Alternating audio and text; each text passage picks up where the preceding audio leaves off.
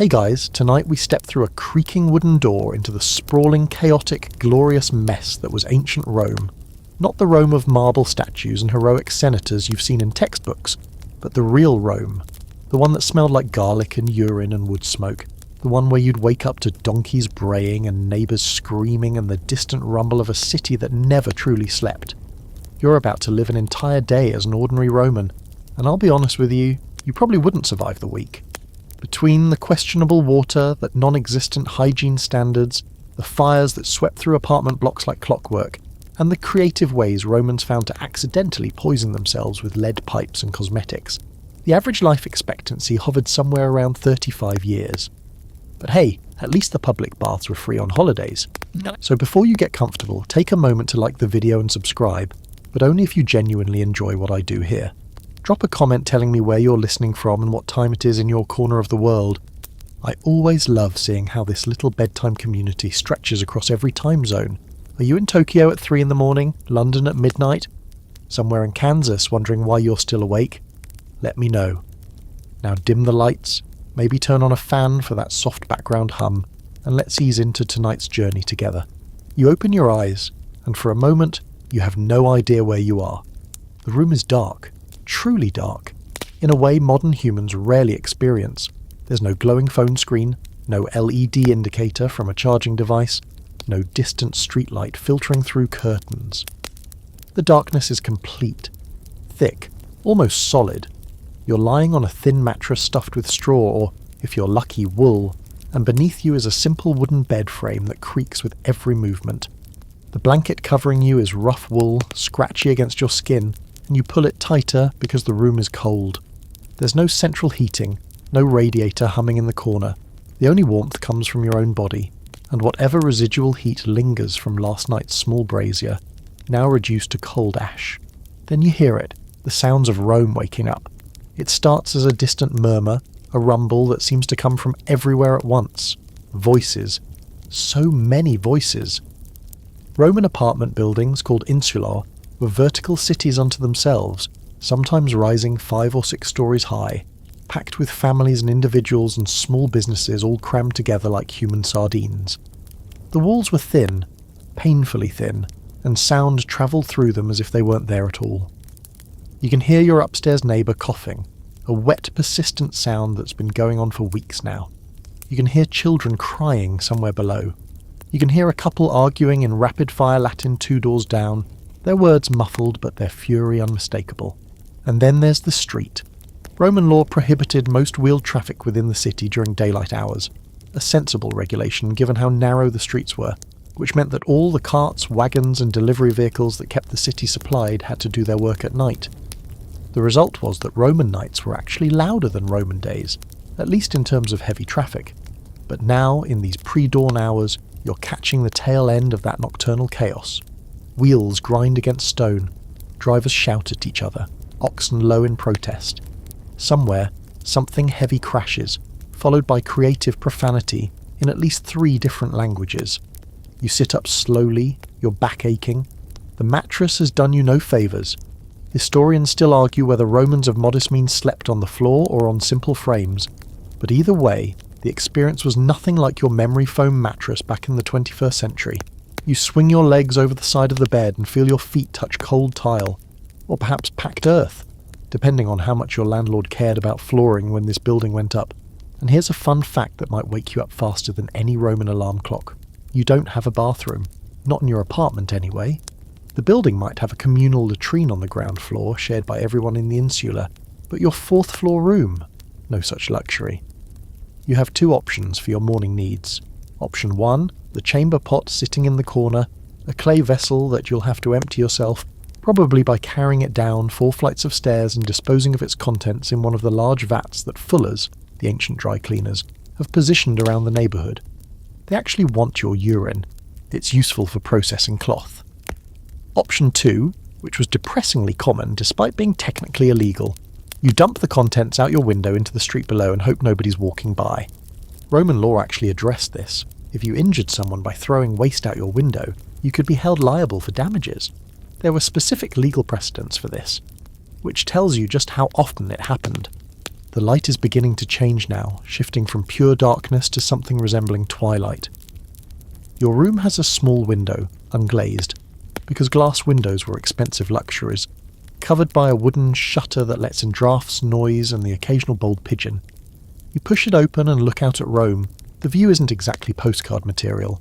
You're looking at the back of another insula across a narrow alley, close enough that you could practically shake hands with your neighbour across the way.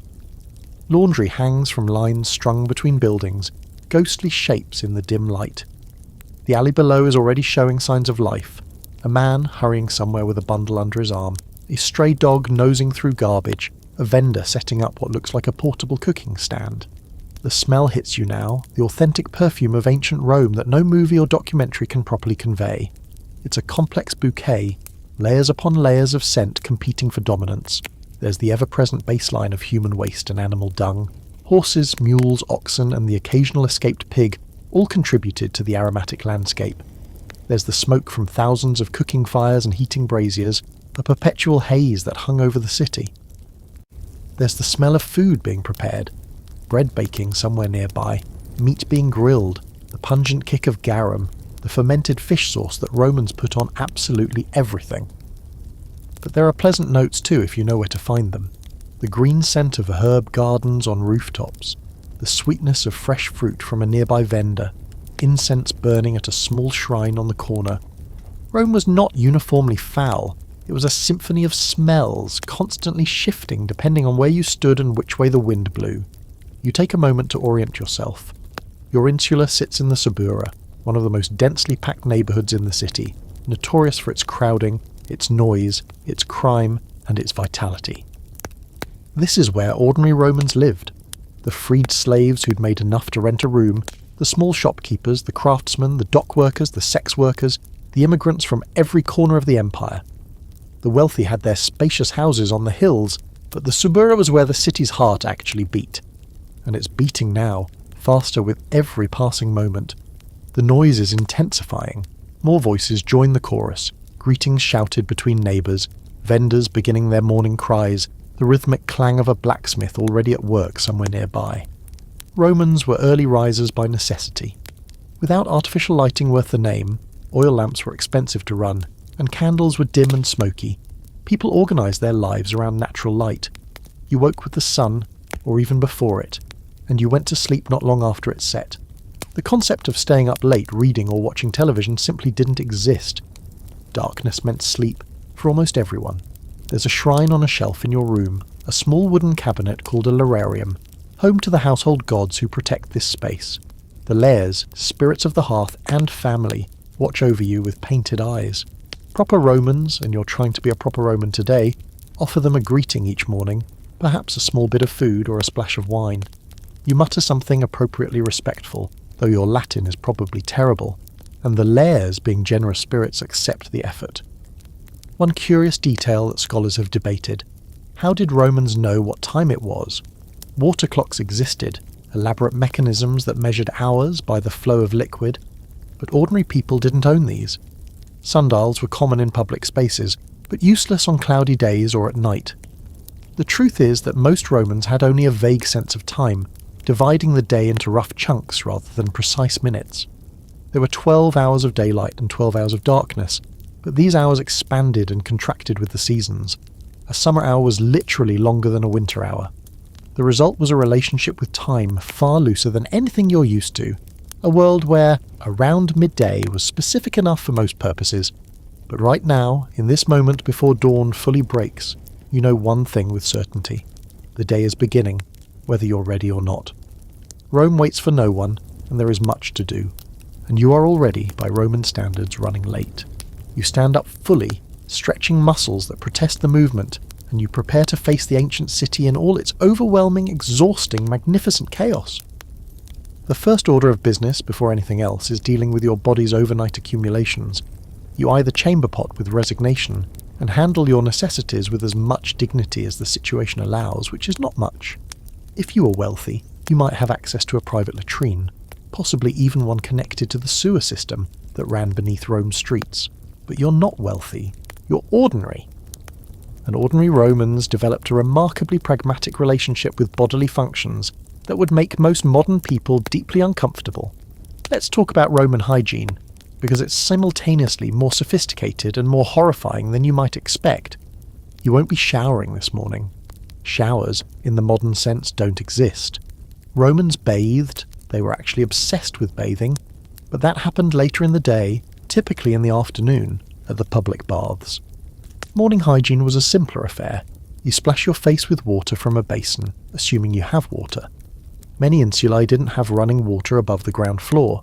You either carried water up from a public fountain or paid someone to do it for you. The water itself comes from one of Rome's famous aqueducts, engineering marvels that brought fresh water from the hills into the city. It's probably safe to drink, though Roman pipes were often made of lead, a detail that some historians blame for everything from declining birth rates to imperial madness. The actual health impact of lead pipes is still debated, but let's just say you wouldn't want to make a habit of it. You clean your teeth, sort of. Romans didn't have toothbrushes as you know them, but they did care about oral hygiene. The most common method involved using your finger, a cloth, or a small stick to rub a cleaning powder across your teeth. These powders varied wildly in composition. Ground charcoal was popular, as was powdered bone, crushed oyster shells, or various herbal mixtures. The poet Catullus famously mocked a rival for cleaning his teeth with urine, which sounds disgusting until you learn that urine contains ammonia, which is actually an effective cleaning agent. Some Romans did use it. Many Romans did use it.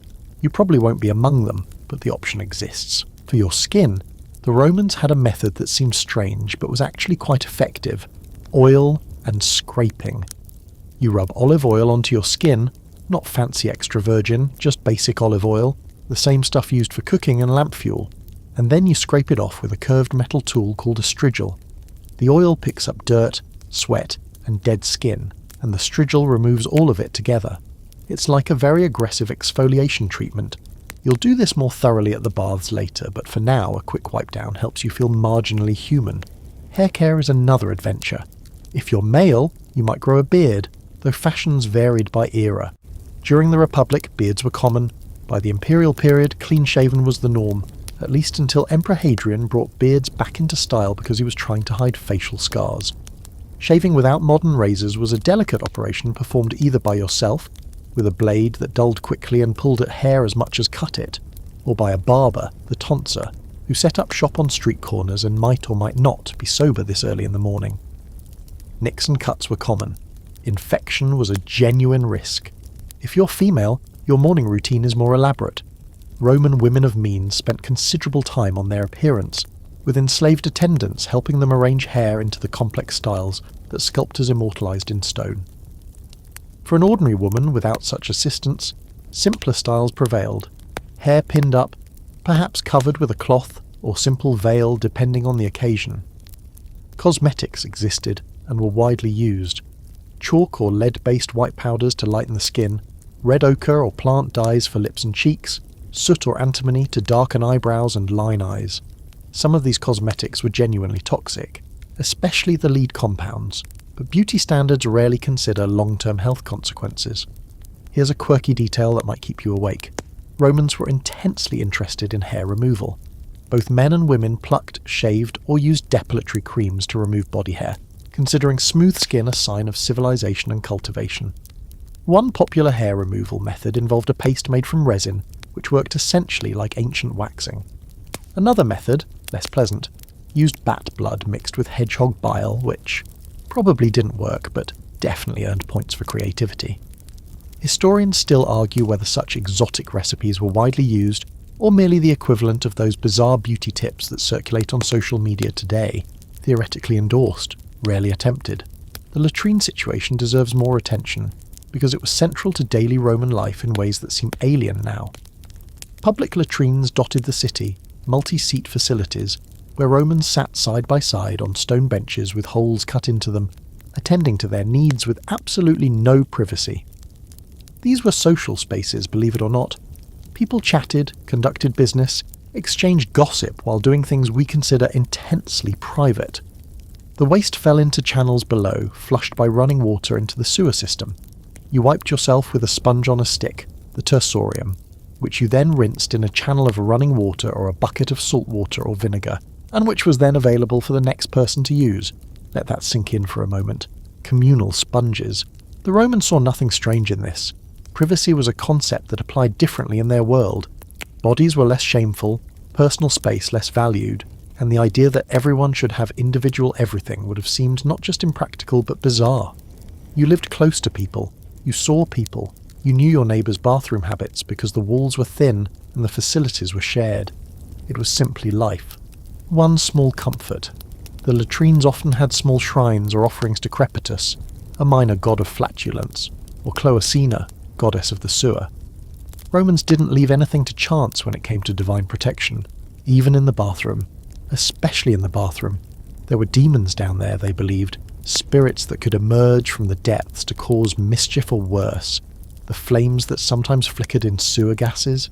Proof of supernatural activity, obviously. You made your offerings and hoped for the best. Back in your room, you've completed your minimal morning hygiene routine. You feel acceptable. Not clean by your future standards, but clean enough for Roman purposes. The real cleaning will come at the baths, that afternoon ritual that Romans considered essential to civilized life. For now, you've scraped off enough oil and splashed enough water to face the day without actively offending anyone. The light has grown stronger now. Through your window, you can see the sky shifting from deep blue toward the pale gold of early morning. The sounds of the city have intensified. The Suburra is fully awake now, a living organism of human activity and noise. Someone is cooking something with a lot of garlic. Someone else is singing badly, a drinking song from last night that apparently never quite ended. A baby is crying with the particular intensity of an infant who has decided that today, specifically today, will be difficult. Your stomach reminds you that it's empty. You haven't eaten since last night's dinner, and Roman dinners for people of modest means weren't exactly lavish. You need breakfast, such as it is.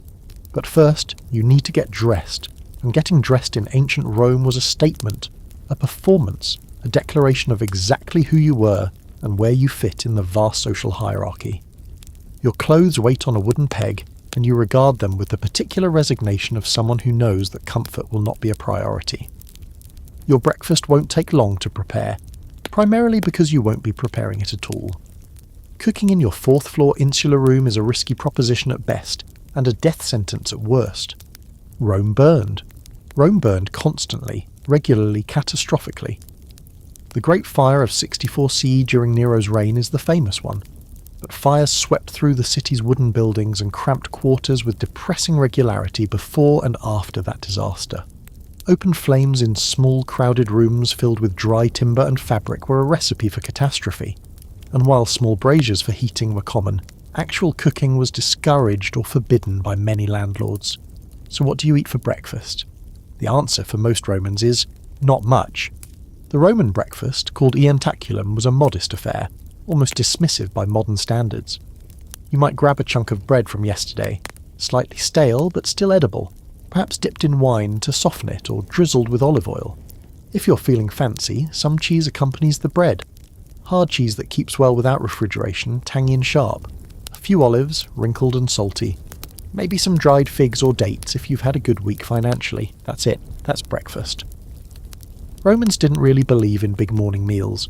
The main eating event was dinner, the cena, which happened in the late afternoon or early evening, and could stretch for hours if you were wealthy enough to make it a social occasion. Breakfast was fuel, not pleasure. Just enough to get you moving until the midday break.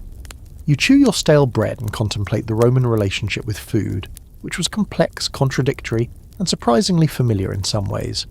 On one hand, wealthy Romans threw legendary dinner parties featuring exotic dishes, flamingo tongues, stuffed dormice, peacock brains, dishes so elaborate they bordered on performance art. These banquets are what usually come to mind when people think of Roman dining, those images of toga-clad aristocrats reclining on couches while slaves brought endless courses. But that wasn't most people, that wasn't you. For ordinary Romans, the diet was plant-heavy, grain-based, and relatively monotonous. Bread was the foundation, wheat bread if you could afford it, barley bread if you couldn't. Vegetables like cabbage, leeks, onions, and lettuce were common. Legumes, especially lentils and chickpeas, provided protein cheaply. Fruit was seasonal: figs, grapes, apples, pears, pomegranates when available. Meat was a luxury for most households. reserved for special occasions or religious festivals when animals were sacrificed and their flesh distributed to the community. The Roman government understood that bread meant stability.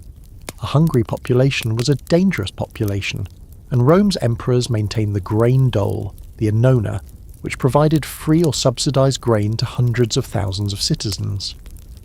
Bread and circuses, the poet Juvenal famously complained, give the people cheap food and violent entertainment, and they'll tolerate almost anything. He wasn't entirely wrong. Garum deserves special mention because it appeared on almost every Roman table, from the humblest to the most extravagant. This fermented fish sauce made by salting fish intestines and other scraps, and letting them liquefy in the sun for months. Sounds revolting, but was apparently delicious. An umami bomb that added depth to everything it touched. Think of it as Roman ketchup, if ketchup were made by essentially rotting fish until they turned to liquid. Garum factories existed around the Mediterranean, producing various grades from expensive garum sociorum to cheap, everyday liquamen. The smell of these factories was apparently horrific, bad enough that they were banned from operating within city limits. Here's a piece of Roman food trivia that seems almost too strange to be true. Dormice. Romans ate dormice. Not just ate them, but specifically raised them for eating, keeping them in special terracotta jars called dolia, where the mice could be fattened on nuts and grain before being prepared as a delicacy. They were typically stuffed with pork and pine nuts, then roasted or prepared with honey and poppy seeds. Historians still argue whether this was truly common practice or a luxury reserved for the wealthy showing off their exotic tastes. Either way, it happened enough to leave records. You finish your meagre breakfast, brushing crumbs from your tunic. The bread has done its job, quieting your stomach's complaints, without inspiring any particular joy. You wash it down with water, though many Romans added vinegar to their water, a drink called posca that was cheaper than wine, and reportedly quite refreshing once you got used to it. Soldiers, in particular, drank enormous quantities of posca. You imagine it tasting like a very aggressive lemonade, and you're probably not far wrong. Your room feels even smaller now, in the growing light. It's a single space, perhaps 10 feet by 12 feet, containing everything you own. The bed, a small wooden chest for clothes and valuables, a stool, the brazier, some clay vessels for storage, and the lararium shrine. There's no table for dining. You ate standing or sitting on the bed. There's no real kitchen, just a small area where you might heat water or keep food that doesn't need cooking. There's no dedicated bathroom. Remember the chamber pot. This is typical urban Roman housing for people of modest means, and you're actually doing relatively well. Some insulae packed even more people into even smaller spaces, families of 4 or 5 squeezed into rooms barely larger than closets. The window lets in enough light now that you can see clearly, and what you see is humble, but not squalid. Your landlord at least maintains the building to a basic standard. The walls are plastered, painted a simple red that's faded with age. The floor is clean, swept yesterday evening. There are no rats visible, though you heard them in the walls last night as you do every night. Pest control in ancient Rome was primarily cats and hope. You gather what you'll need for the day. A few coins tied in a cloth and tucked securely against your body. Pickpockets worked Rome's streets as efficiently as any modern city. A small folding knife that serves multiple purposes, and, if you have business to conduct, whatever documents or goods relate to your work. Romans carried relatively little, having no pockets in the modern sense. The toga, for those formal enough to wear one, had no pockets at all. The tunic might be belted with a fold that could hold small items.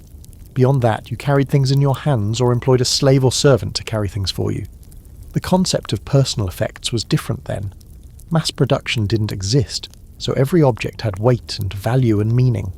Your knife was probably forged by a specific blacksmith whose work you recognized. Your few pieces of jewellery, if you owned any, were precious not because of their material value, but because replacing them would require significant expense and effort. You lived lighter than any modern minimalist, not by choice, but by the circumstances of pre-industrial existence. The morning noises from the street have reached a new intensity.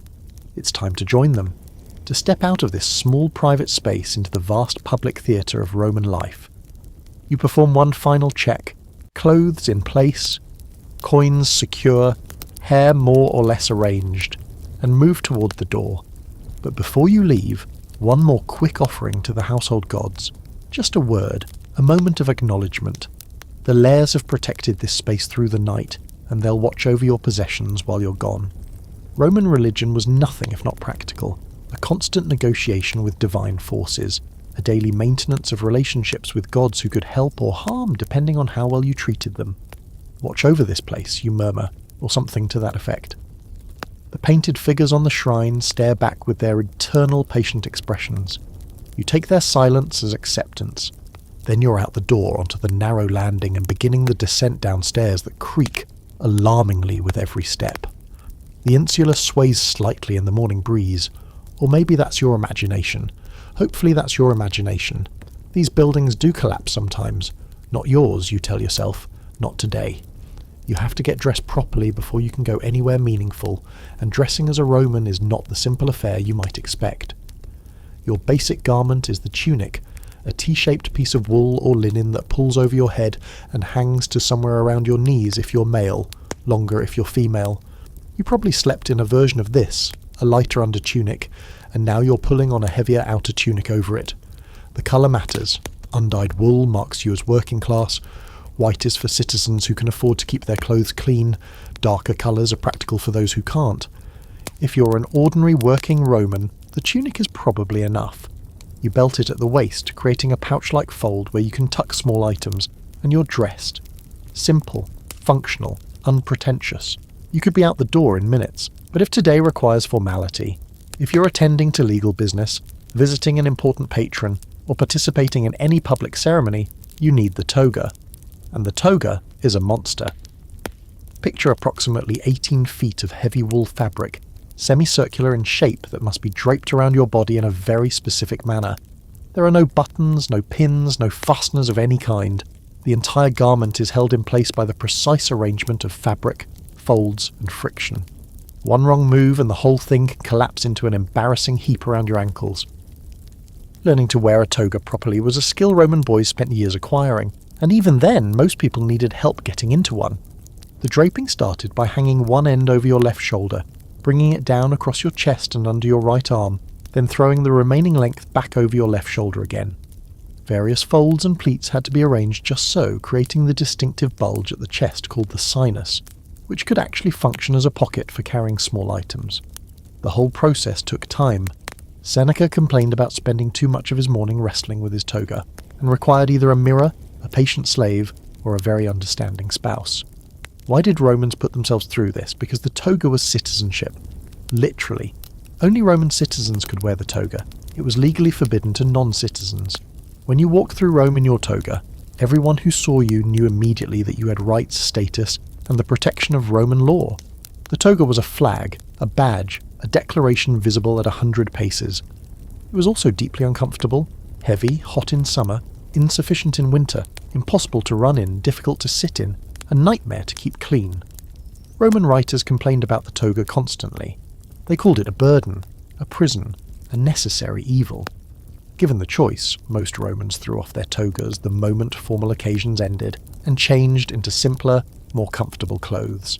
The toga was for appearances, not for living. The specific type of toga you wore communicated even more detail about your position.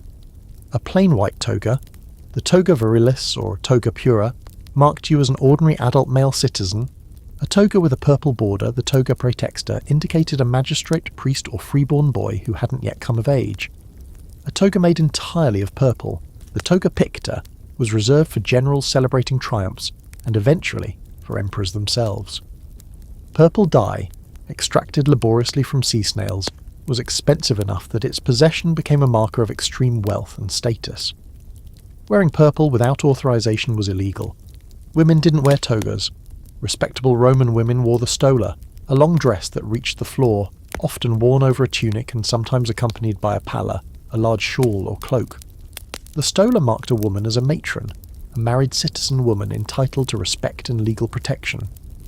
There's a quirky historical note here. The only women who wore togas in Rome were prostitutes, and women convicted of adultery, who were forbidden the stola and forced to wear male dress as a mark of shame. So when you see a toga in ancient Rome, check who's wearing it. The implications differ dramatically by gender. Footwear varied by context and means. Indoors, Romans often went barefoot or wore simple sandals, the soleil. Outdoors, the calcae were more substantial leather shoes that covered more of the foot and were considered more formal. Soldiers wore the famous caligae, heavy military boots with hobnailed soles that could march across continents. The poor made do with whatever they could afford or fashion, sometimes wrapping their feet in cloth or going barefoot entirely. Historians still argue about specific footwear customs. Some evidence suggests elaborate rules about which shoe colours and styles appropriate to which social classes, while other evidence suggests these rules were more theoretical than practical. Jewellery served as both decoration and portable wealth. Rings were the most common adornment for men, often serving as signet rings used to stamp seals on documents and letters. Only certain classes could wear gold rings, a privilege that expanded over time but remained socially significant. Women wore more elaborate jewellery, necklaces, earrings, bracelets, fibulae, decorative pins that held clothing in place, and hairpins that could be simple bronze or elaborate gold studded with gems. All of this, the clothes, the jewellery, the way you arranged your hair, communicated constantly, silently to everyone who saw you. Romans were expert readers of these visual signals. A glance at someone told you their approximate social standing, their occupation, possibly their regional origin, their ambitions and pretensions. In a society obsessed with status hierarchies, clothing was a language everyone spoke fluently. You've managed to get yourself together, tunic belted properly, outer cloak arranged for the morning chill, sandals strapped to your feet. If you need your toga today, you've spent the requisite time arranging it, probably with much muttered cursing. You check your reflection in a polished bronze mirror if you own one, or simply trust that you look presentable enough to face the world.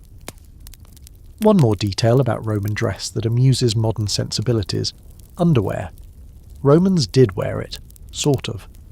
A loincloth called a subligaculum was common, essentially a strip of cloth wound around the hips and between the legs. Women wore a form of breast support called a strophium or a mamillar, a band of cloth or leather wrapped around the chest. None of this resembles modern underwear particularly closely, but Romans weren't walking around completely unsupported beneath their garments. The idea that ancient people went commando is mostly a modern fantasy. You're dressed, you're fed more or less, you've paid respect to the household gods, the chamber pot has been dealt with one way or another, you've done everything required to transform yourself from a sleeping body into a functioning Roman citizen, ready to participate in the life of the greatest city the ancient world had ever seen. Now comes the hard part, actually going outside. Your hand rests on the door. From beyond it comes the cacophony of Rome awakening, voices and footsteps and the clatter of a city of over 1 million souls crammed into a space designed for perhaps 1/10 that many. You take a breath, mutter a small prayer to whatever god might be listening, and step through. The stairs creak beneath you, each step a small adventure in structural optimism. Roman insulae were built fast and built cheap, sometimes thrown up by developers more interested in profit than safety. The staircases were often the weakest points, narrow and dark and prone to sudden collapse. You keep one hand on the wall as you descend, fingers trailing over plaster that flakes at the touch, and you try not to think about the stories you've heard of buildings simply falling down with everyone inside. 4 flights of stairs later, you emerge at street level, and Rome hits you like a physical force. The noise is the first thing, layers upon layers of sound competing for dominance in the narrow street. Vendors have already established their pitches, their voices raised in competitive advertisement. Fresh bread! Bread still warm from the ovens. Olives! Olives from the best groves. Knives sharpened, saws fixed, any metalwork. Each vendor tries to outshout the others, creating a wall of sound that never really stops during daylight hours. Between them, residents shout to each other across the street, conversations conducted at volumes that would seem insane in any modern context, but were simply necessary to be heard. Then there's the traffic, human traffic, a current of bodies moving in all directions through streets that were never designed for this many people. Rome's population at its peak may have exceeded 1 million inhabitants. Historians still argue about the exact numbers, but even conservative estimates put the city among the largest urban centres the world had ever seen. All those people had to go somewhere every morning, and all those people were trying to go somewhere right now, simultaneously, through streets sometimes only 10 feet wide. You step into the flow and immediately understand why walking in ancient Rome was described as a contact sport. There's no sidewalk, not in the modern sense. The streets are paved with stone blocks, the famous basalt polygons of Roman road construction, but they're worn smooth and slick in places, treacherous when wet, and currently covered with a layer of overnight accumulation, garbage, animal droppings, the splatter from chamber pots emptied from upper windows despite regulations against such behaviour.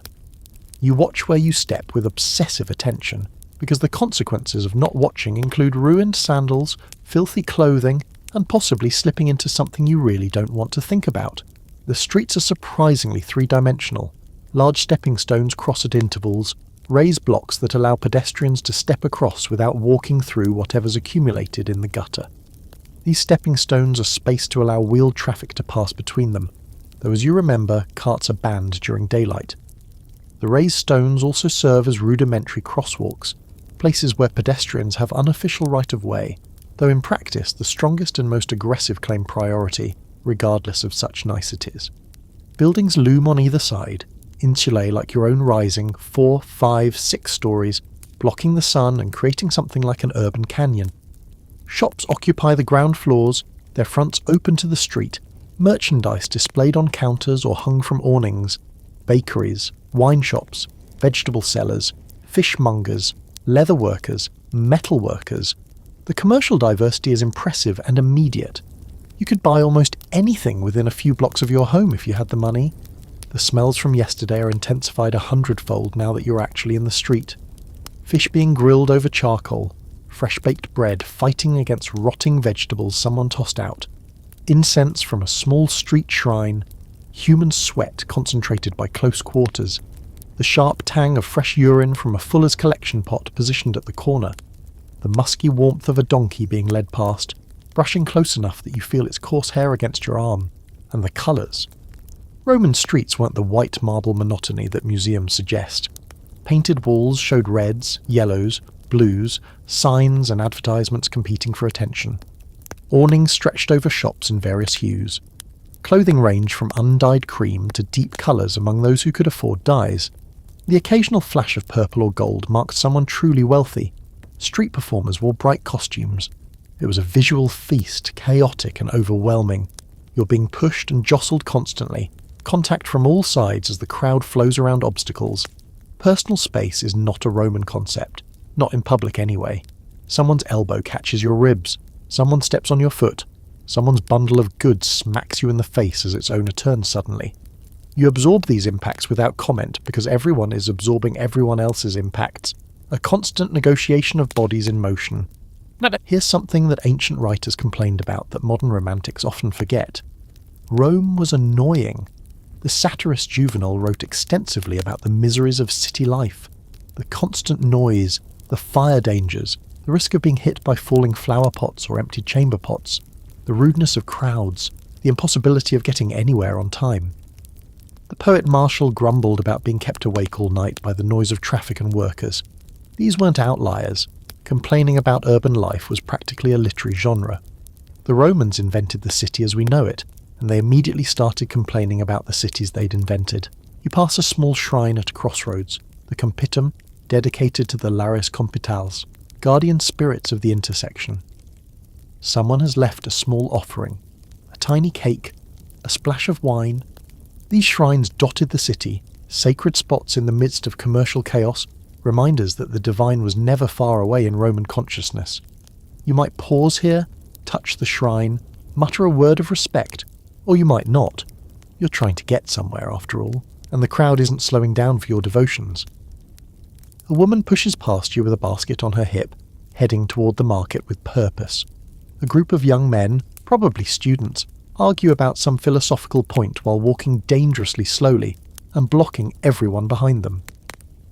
A beggar has positioned himself at a corner, hand extended, reciting his misfortunes in a practiced monotone. An itinerant seller of cheap jewellery has spread a cloth on a raised doorstep and is hawking his wares to anyone who pauses. Two men are conducting what looks like a business negotiation in the middle of the street, completely oblivious to the traffic they're blocking. You dodge around the negotiators, excuse yourself past a large man carrying an even larger piece of furniture — how is that even possible in these streets? — and try to maintain forward momentum toward your destination. Your destination. Because Romans didn't just wander aimlessly through their city in the morning, not if they were working people with social obligations. You have somewhere to be, something to do, someone to see. The salutatio awaits, that peculiarly Roman ritual of morning greetings that could make or break an ordinary person's economic fortunes. The crowd thins slightly as you enter a marginally wider street and you pick up your pace. You're already later than you'd like, and in Rome, being late had consequences. The house looms before you, not an apartment building like your own modest dwelling, but a proper domus, a single-family home that sprawls horizontally rather than stretching vertically. The facade is relatively plain. Romans kept their wealth hidden behind walls, not displayed on street fronts, but the bronze fittings on the door gleam with recent polishing, and the door itself is solid oak of a quality you could never afford. This is the home of your patron, the man upon whose goodwill your economic survival depends. You are not alone. A small crowd has already gathered in the street before the entrance. Men mostly, though a few women hover at the edges. They range from moderately well-dressed to fairly shabby, from young to elderly, from confident to anxious. What they share is their purpose. They are all here to perform the salutatio, the morning greeting ritual that bound Roman society together in a web of obligation and mutual benefit. The patron-client relationship was one of the fundamental structures of Roman social life, and understanding it helps explain so much of how the city functioned. A patron was someone with wealth, influence, or power, a senator perhaps, or a successful businessman, or simply someone higher on the social ladder than you. A client was someone who attached themselves to that patron, pledging loyalty and service in exchange for various forms of support. The relationship was formalized, quasi-legal, and publicly performed through rituals like the salutatio. Every morning, or at least most mornings, clients gathered at their patron's house to pay their respects as he began his day. This wasn't a quick wave hello, this was a social event with rules and expectations. A carefully choreographed performance that reinforced the social hierarchy while providing tangible benefits to both parties. You take your place in the line that's forming, nodding to faces you recognize from previous mornings. There's Marcus, a freedman like yourself who runs a small pottery business. There's Lucius, who does something involving import licenses that you've never quite understood. There's Gaius, the young would-be lawyer who comes here hoping for connections. You're all waiting for the same thing, the opening of the door and the beginning of the ritual. The door swings open and a slave emerges, the nomenclator, whose specific job is remembering names and faces. He scans the crowd with practiced efficiency, and you see his lips moving slightly as he mentally catalogues who's here today and who's missing. Patrons kept track of such things. Regular attendance mattered. You file through the door into the vestibulum, the entrance hall, then into the atrium, the central open space that formed the heart of Roman domestic architecture. Light streams down through the rectangular opening in the roof, the compluvium falling into the shallow pool below, the impluvium which catches rainwater for household use. The walls are painted with elaborate frescoes, scenes of gardens, of mythological stories, of architectural illusions that make the space seem larger than it is. After the cramped chaos of the streets in your tiny apartment, the domus feels almost impossibly spacious and serene. Your patron appears, emerging from an inner room with the casual authority of a man in his own domain. He's maybe 50 years old, running slightly to fat, wearing a toga of impressive whiteness that speaks to both his wealth and the number of slaves available to maintain his wardrobe. His face settles into the expression of benevolent condescension that defines this particular social ritual. "Good morning. Good morning," he says, moving through the gathered clients like a priest among supplicants. And in a sense, that's exactly what's happening. The salutatio had religious overtones. The relationship between patron and client was sacred, protected by ancient custom and religious sanction. To betray a client or abandon a patron was not just socially awkward, but potentially impious. When your turn comes, you step forward, address your patron by name with appropriate respect, and make whatever small talk is expected. How is his health? Excellent. Excellent. Did he sleep well as can be expected at his age? You mention a minor piece of news, a bit of information from your own sphere that might interest or amuse him. This is part of the exchange, you see, the information network that patrons cultivated through their clients. He nods, seems moderately interested, and moves on to the next person, but the ritual isn't quite finished. As you exit, another slave hands you a small packet. This is the sportula, once a basket of food, but by this era usually a small amount of money, perhaps 6 or 7 sesterces. It's not much, a working man's daily wage roughly, but it's guaranteed, reliable income simply for showing up and being respectful. Some clients visited multiple patrons in a single morning, collecting sportulae from each, turning the salutatio circuit into a form of employment in itself. The whole thing takes perhaps an hour from arrival to departure, and when you emerge back into the street, you feel the complex mixture of emotions that this system generated. Gratitude for the sportula, yes. A certain pride in being connected to a powerful man who might someday do you a larger favour. But also resentment, a low-burning frustration at the performance of submission, the constant reminder of your place in the hierarchy. Historians still argue whether clients experienced the system as supportive or oppressive. The truth, as with most human institutions, was probably both. The patron, meanwhile, gained from this arrangement in ways beyond mere loyalty. Those morning crowds demonstrated his importance. Political influence in Rome depended partly on visible displays of popular support, and a patron who could summon dozens of clients to his door every morning was clearly a man of consequence. When he walked through the forum later, he'd be accompanied by his entourage of clients, a human advertisement for his significance. Here's a quirky detail from this world of mutual obligation. Women could be patrons too, though it was less common. Wealthy widows or powerful matrons sometimes maintained their own networks of clients, receiving morning callers and dispensing sportulae just as their male counterparts did. The system was about social and economic connection more than gender, though gender certainly shaped how it operated in practice. You pocket your sportula carefully, feeling the coins through the cloth, is not wealth, but it's survival. Combined with whatever you earn from your actual work, it's enough to pay rent, to buy food, to maintain the precarious stability of ordinary Roman life. The sun has risen higher now, the morning well advanced. The streets are even more crowded than when you first emerged, if that's possible. But you've done your social duty for the day, maintained your place in the web of relationships that sustains you, and now you can turn to other business. The markets are calling, and you need a few things before midday. The market nearest your home isn't one of Rome's grand specialised forums, not the Forum Boreum where cattle traders gather, nor the Forum Piscarium where fish merchants conduct their wet, smelly business, nor the Forum Holatorium where vegetables arrive from farms outside the city. Those are elsewhere, destinations for wholesale purchases or specific needs. No, your local market is a collection of permanent shops and temporary stalls clustered around a small plaza, the kind of neighbourhood commercial centre that served most Romans for their daily requirements. You push into the crowd, which has a different character here than on the residential streets. This crowd is transactional, people moving with purpose between vendors, pausing to examine goods, engaged in the eternal dance of buyer and seller. The noise is dominated by commercial speech, prices being quoted, qualities being praised, competing claims of freshness and authenticity and fair dealing. The first stall catches your attention because of the smell, fresh bread, still warm from the ovens. The baker has stacked loaves on a rough wooden counter, round loaves and long loaves and small individual rolls. They're not white bread like you might expect. Roman bread was typically made from whole wheat flour, darker and denser than modern white bread, often studded with bits of the millstone that ground the flour. Finding grit in your bread was common, and Roman teeth show the wear patterns to prove it. You approach, examine the loaves, and the negotiation begins. There are no fixed prices in this market, or in most Roman commercial settings. Every transaction is a conversation, a performance of offers and counteroffers and theatrical reluctance.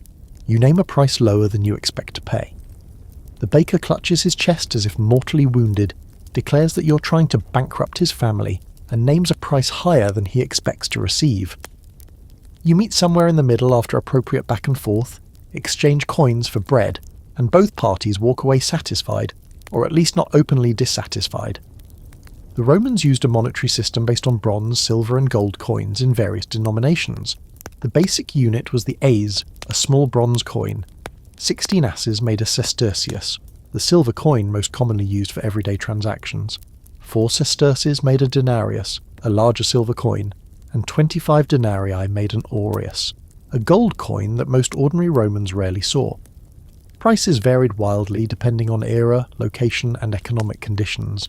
Inflation was a genuine concern, and emperors who debased the currency faced serious political consequences. You tuck the bread into the fold of your tunic and move to the next vendor, a woman selling vegetables from a cloth spread on the ground, cabbages, leeks, onions, some slightly wilted lettuce, a few bundles of herbs.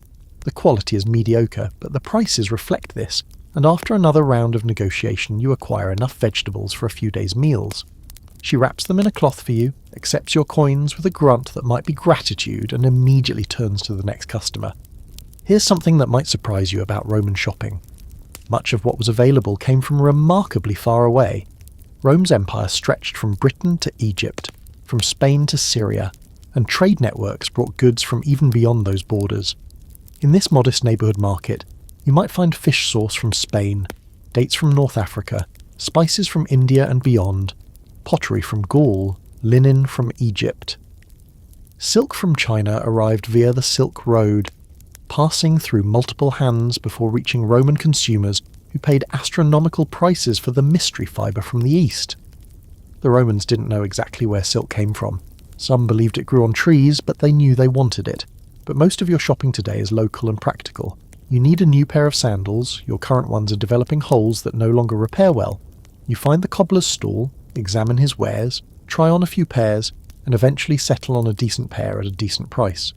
The cobbler is a freedman from somewhere in the Greek East. His Latin accented but fluent, and he throws in a small container of leather oil as a bonus for your purchase. Wine is next. Romans drank wine constantly, but almost never straight. They diluted it with water, often adding honey, spices, or even seawater for flavour. Drinking undiluted wine was considered barbaric, the mark of someone lacking self-control. Wine shops, tabernae venerea, sold wine by the jug or by the cup, and quality ranged from expensive vintages with prestigious regional origins to cheap swill that was barely distinguishable from vinegar. You buy a jug of something in the middle range, the vendor filling it from a large clay amphora, and you carry it carefully, because dropping it would mean losing both your wine and your money. The market is also a social space, a place where information flows as freely as money. You pause to chat with an acquaintance, exchanging news and gossip. Who's been seen with whom? Which politician is rising? Which is falling? Rumours about grain shipments, about prices, about wars on distant frontiers. Romans were voracious consumers of news, and without newspapers, television, or internet, the market served as the primary venue for information distribution. You learn things here that might affect your business, your safety, your daily plans. A street performer has set up near the market's edge, a man with a trained monkey that does tricks for coins. A small crowd gathers, laughing at the animal's antics. Children wriggle to the front for a better view. You pause for a moment, amused despite yourself, then remember you have places to be and move on. Historians still argue about how much of Rome's economy was monetized versus based on barter and exchange of services. The evidence suggests both operated simultaneously. Coins for formal transactions, but also complex networks of favour and obligation that bypassed cash entirely. Your morning salutatio, for instance, might be worth more than the sportula it produced if your patron later helps you secure a contract or speaks on your behalf in a legal dispute. The Roman economy was layered, multidimensional, mixing the impersonal anonymity of market exchange with the deeply personal ties of patronage and friendship. Your shopping done, your supplies acquired, you head back toward your apartment to drop off what you've bought before continuing with the day's obligations. The crowd parts around you, or rather, you push through the crowd, your basket and bundles making progress even more difficult than before. But before you can reach home, someone hails you by name and your plans shift once again. The man calling your name is a fellow worker from your trade, and the news he brings concerns a job opportunity, a potential client with goods that need transporting, services that need providing, whatever your particular occupation entails. You fall into step beside him, discussing details as you walk, and this is how much of Roman business operated. Through personal networks, word of mouth, contacts and recommendations passed among people who knew and trusted each other. Money, as you've already experienced this morning, is both everything and nothing in Roman life. It's essential for survival, but it's also strangely secondary to relationships, to reputation, to your place within overlapping circles of obligation and support. A Roman with money, but no connections, was adrift. A Roman with connections but temporary financial difficulties might weather the crisis on the strength of those relationships. Let's talk about the money itself, because the Roman monetary system deserves a closer look. The coins you're carrying, bronze asses, perhaps a few silver sesterces, are more than just economic instruments. They're propaganda, bearing the images and messages that emperors wanted circulated throughout their domains. Each coin features the emperor's face on one side, idealized and godlike, a constant reminder of who ruled and by what authority. The reverse side might celebrate a military victory, a public building project, a virtue like piety or concord, or a god whose favour the emperor claimed. You've probably never thought consciously about the images on your coins, just as modern people rarely examine their currency closely. But the messages were there, absorbed through daily handling, a constant low-frequency transmission of imperial ideology. Some historians argue that Roman coins functioned as the primary mass media of their age, reaching populations that would never see the emperor in person, never read a proclamation, never visit the capital. The coins went everywhere, carried the message everywhere, made the empire's power tangible in the palm of every hand. The value of these coins was theoretically guaranteed by their metal content. Silver coins should contain a certain amount of actual silver, gold coins actual gold. But emperors facing financial pressures sometimes debased the currency, reducing the precious metal content while maintaining the face value. This rarely ended well. Inflation followed, prices rose, and the economy shuddered. Historians still argue about how much economic instability can be traced to currency manipulation versus other factors, but the correlation between debasement and crisis appears repeatedly in Roman history. Your financial situation as an ordinary Roman is probably precarious. You might earn enough to cover your expenses in a good month, fall behind in a bad month, and never accumulate significant savings. Rent is due constantly. Landlords did not accept excuses. Food must be purchased regularly. Hunger waits for no one. Occasional expenses, medical treatment, clothing replacement, tools for your work can throw carefully balanced budgets into chaos. And here's a detail that makes Roman economic life feel surprisingly modern. Credit. Romans borrowed money constantly, at every level of society. They took out loans for business ventures, for emergencies, for consumption beyond their means. Interest rates varied but could be significant, and falling into debt had serious consequences up to and including loss of citizenship or physical punishment. The same patron who handed you a sportula this morning might also be the source of a loan you're still repaying, mixing different types of obligation in complicated ways. The wealthy conducted financial operations that wouldn't be out of place in a modern banking system, minus the formal institutions. They invested in shipping ventures, in real estate, in business partnerships. They lent money at interest to fellow aristocrats and to commercial enterprises. They speculated on grain prices and other commodities. The financial sophistication of the Roman elite sometimes surprises people who expect ancient economies to be simple barter systems. The reality was considerably more complex. But you're not wealthy, you're working class, which means your relationship with money is more immediate. Earn it, spend it, try to have something left over. The conversation with your fellow worker has produced a promising lead, a potential job that could bring in extra income this week, and you're mentally calculating what that might mean for your budget. A few extra sesterces could mean fresh meat for dinner, or wine that doesn't taste like regret, or perhaps finally replacing that blanket that's more whole than wool. You part ways at an intersection, your colleague heading toward the docks, you heading home to drop off your purchases before pursuing this opportunity. The sun has moved noticeably higher. You gauge it's roughly the third hour of daylight, what we might call mid-morning. Time in Rome is fluid, as we discussed, but the sun's position provides orientation enough. A thought strikes you about the coins you're carrying, a thought that connects to broader patterns. These small bronze and silver discs connect you to everywhere. The copper probably came from mines in Spain or Cyprus. The silver might have originated in Spanish mines or Greek ones. The labour that extracted those metals, minted those coins, transported them across the Mediterranean. That labour chain includes thousands of people you'll never meet, many of them enslaved, most of them nameless in history, and yet here you are, in a Roman street, and those coins in your pouch will buy bread made from grain grown in Egypt, shipped across the sea, stored in Roman warehouses, milled by Roman millers, baked by Roman bakers. The connections are dizzying if you think about them, the web of exchange that makes a city of 1 million people possible. You push through your door, climb the stairs, deposit your purchases, and pause for a moment in your small room. The bread smells good, the vegetables look adequate, the new sandals wait on your feet, not yet broken in. You're provisioned for another few days, connected to your patron through this morning's salutatio. and possibly connected to new income through that chance encounter. The Roman economy works, imperfectly but persistently, and you work within it, finding your footholds, climbing when you can, surviving when you must. There's more work to do today, but first, your stomach informs you. Perhaps a small taste of that bread wouldn't go amiss. But there's no time to linger over bread when work calls, and work in ancient Rome called early and loudly. You finish your handful of breakfast, second breakfast, whatever you want to call it, and head back out into the streets with purpose now, moving toward whatever occupation sustains you in this vast imperial capital. Roman occupations were wildly diverse, reflecting the needs of a sophisticated urban society.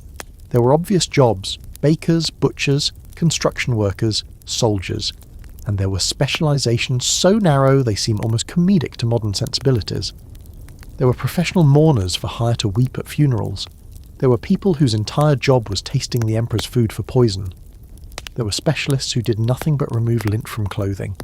The division of labour had achieved a complexity that wouldn't be matched in Europe until the Industrial Revolution. Let's say you work in one of Rome's many tabernae, the street-front shops that lined every major road. Perhaps you're a baker's assistant, or a cobbler's apprentice, or a helper in a fuller's establishment. The fullery deserves special mention because it was everywhere. Cloth needed cleaning and processing, and fullers provided that service using methods that seem bizarre today, but were effective enough. Fulling involved trampling cloth in vats of water, mixed with various substances to clean and soften the fabric. Among these substances, human urine. Yes, the fullers collected urine from public pots strategically placed around the city, pots that men could use while walking by, contributing to both their own relief and the textile industry. The ammonia in urine helped break down oils and dirt in fabric, whitening and softening the cloth. Fullers' workers spent their days stomping around in these vats, and you can imagine the smell. Emperor Vespasian, never one to miss a revenue opportunity, actually taxed the urine trade. When his son criticised this undignified revenue source, Vespasian reportedly held a coin under his nose and asked if it smelled. When the son admitted it didn't, Vespasian delivered the immortal line, "Yet it comes from urine." Historians still debate whether this anecdote is historical or apocryphal, but the urine tax itself was real. Whatever your job, it began early. Roman workers typically started at dawn and continued until the middle of the afternoon, when the baths opened and work essentially stopped. This schedule made sense given the reliance on natural light. Doing detailed work by lamplight was difficult and expensive, so you worked while the sun provided illumination, and rested or bathed when the light began to fail. Working conditions varied enormously by occupation and employer. Some craftsmen operated their own small businesses, working for themselves in shops they rented or owned, setting their own hours within the constraints of customer expectations. Others worked for larger operations, essentially as employees, under the supervision of masters or managers. Still others worked for the state, in the massive imperial enterprises that produced everything from bricks to grain distribution. Slavery complicated all of this, as slavery complicated everything in a Roman society.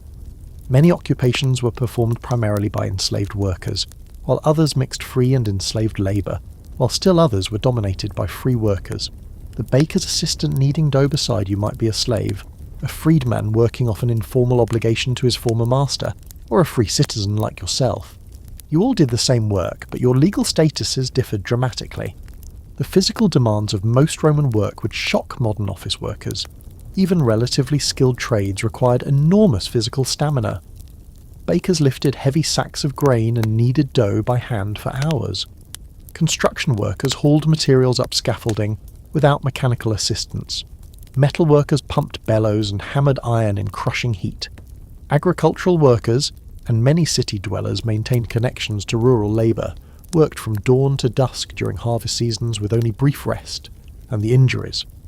Roman workers got hurt constantly, and medical care was limited when they did. Crushed fingers, broken bones, burns, falls. The list of workplace hazards was extensive, and workplace safety regulations essentially didn't exist. If you were injured on the job, you might receive help from a sympathetic employer, you might not. There was no workers' compensation, no disability insurance, no safety net beyond your personal connections and whatever charity the community might offer. Some guilds, collegia, provided mutual support among members of the same trade. Bakers had their collegium, fullers had theirs, and so on. These organisations served social functions as well as economic ones, hosting dinners, maintaining religious observances, and providing funeral benefits for deceased members. Historians still argue about how much actual economic power these guilds wielded. Were they proto-unions negotiating for better conditions, or simply social clubs with funeral insurance? The evidence suggests they were probably both, in varying proportions depending on the trade and the era. You work through the morning, doing whatever your occupation requires, losing yourself in the rhythm of labour. Time passes differently when you're focused on tasks. The hours blend together, marked only by the sun's movement and your body's growing fatigue. A customer arrives, is served, departs. A delivery comes, is processed, is stored. Problems arise, are solved or worked around. This is work as it has always been, occasionally interesting, often tedious, fundamentally necessary. Somewhere around the 5th or 6th hour, late morning by our reckoning, your stomach reminds you that second breakfast was hours ago and insufficient. The Romans called the midday meal prandium, and unlike the minimal ientaculum, the prandium was actually meant to provide real sustenance, fuel for the afternoon's activities. But unlike modern lunch breaks, the Roman prandium wasn't necessarily a sit-down affair. For working people especially, it was often grabbed on the go, a quick bite eaten while standing, purchased from one of the many street food vendors who catered to precisely this need. Your stomach growls, your work pauses, time for lunch. The midday sun hangs almost directly overhead as you step away from your work, squinting against the brightness after hours spent in the relative dimness of whatever shop or workshop employs you. Your shadow is small, huddled around your feet, and the heat is building. Rome's summers were brutal, and even in milder seasons the midday hours could be oppressive. But before we discuss your lunch, we need to talk about the people who made much of Roman life possible, while remaining largely invisible in the popular imagination: the enslaved. Rome was a slave society, not merely a society that had slavery, but a society fundamentally structured around and dependent upon enslaved labour. Estimates suggest that at the empire's height, perhaps 30 to 40% of the population in Italy itself was enslaved. The percentage was lower in some provinces, higher in others. Whatever the exact numbers, the reality was that enslaved people were everywhere in Roman life, performing virtually every type of work imaginable. They worked in homes as domestic servants, cleaning, cooking, childcare, personal attendants. They worked in fields as agricultural labourers. The backbone of Roman farming was enslaved. They worked in mines, perhaps the most horrific assignment, where life expectancy could be measured in months. They worked in craft workshops, in commercial enterprises, in government administration. They worked as teachers, as doctors, as accountants, as artists. Some enslaved people held positions of significant responsibility and lived in relative comfort. Others endured conditions of almost unimaginable brutality. The sources of enslavement were various. War was the most spectacular. Roman military victories brought floods of captives who were sold into bondage, whole populations sometimes. But other sources kept the supply constant. Children born to enslaved mothers were automatically enslaved, regardless of the father's status. Pirates and bandits captured people and sold them. People could be enslaved as punishment for crimes. In desperate circumstances, people even sold themselves into slavery to escape debt or starvation. The experience of enslaved people varied so enormously that generalizations are difficult. An educated Greek slave serving as a tutor in a wealthy household might live better than many free Romans. Comfortable quarters, adequate food, intellectual stimulation, and realistic hope of eventual freedom. A slave in the mines or on a chain gang building roads lived in hell, worked literally to death, disposable and replaced. Roman law regarded enslaved people as property, things rather than persons, subject to the absolute authority of their owners. Masters could punish slaves as they saw fit, including through torture and execution.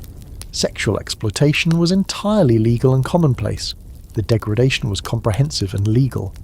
And yet the system was more complicated than simple brutality.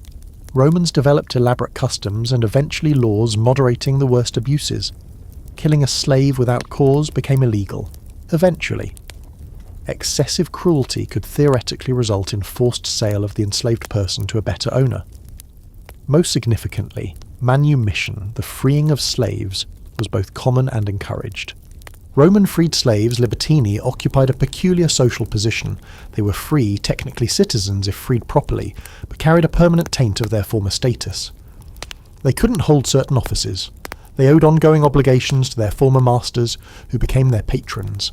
Their children, however, were full citizens without restriction, which meant that over generations enslaved origins were absorbed into the general population. You walk past enslaved people constantly on your way to lunch. The man sweeping the sidewalk outside a shop might be enslaved. The woman carrying water from the fountain probably is. The construction workers hauling materials, the vendor setting up a food stall, the messenger running through the crowds, any of them might be enslaved or freed or freeborn, and from external appearance you often can't tell. Slavery in Rome wasn't marked by skin colour or other obvious physical characteristics. Enslaved people came from every population the Romans conquered, which meant everywhere in and around the Mediterranean. Historians still argue about almost everything regarding Roman slavery, its economic importance, its psychological effects on both enslaved and enslaver, whether it was relatively mild compared to other slave systems, a deeply problematic question, and how we should morally evaluate ancient people who participated in it. What's beyond argument is that the Roman world you're walking through was built on enslaved labour, maintained by enslaved labour, and depended on enslaved labour in ways that free Romans simultaneously acknowledged and refused to fully confront. You reach the Thermopolium, the hot food shop that serves as your lunch spot, and join a small crowd at the counter. The counter itself is distinctive. A broad L-shaped masonry structure with circular openings that hold large clay vessels called dolia. These vessels contain ready-made food kept warm for serving. Stews, soups, cooked vegetables, preserved meats and sauces. The Thermopolium was ancient Rome's fast food, convenient and cheap for people without kitchens or time to cook. You scan the options, inhaling the steam rising from the containers. There's a chickpea stew that smells promising. Something that might be pork with onions. A porridge of grains and vegetables that's hearty if unexciting. You order, pay your coins, and receive a bowl of hot food that you eat standing at the counter, a piece of bread serving as both utensil and supplement. The food is heavily seasoned, garum adds its fishy depth, herbs provide freshness, vinegar cuts through the fat. It's not gourmet, but it's satisfying, fuel that your body craves after the morning's exertions. Around you, other workers do the same, conversations in multiple languages filling the air.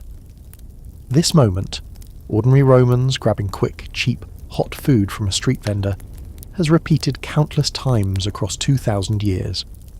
The Thermopolium is the ancestor of every fast food counter, every lunch cart, every grab-and-go meal that modern workers consume while standing.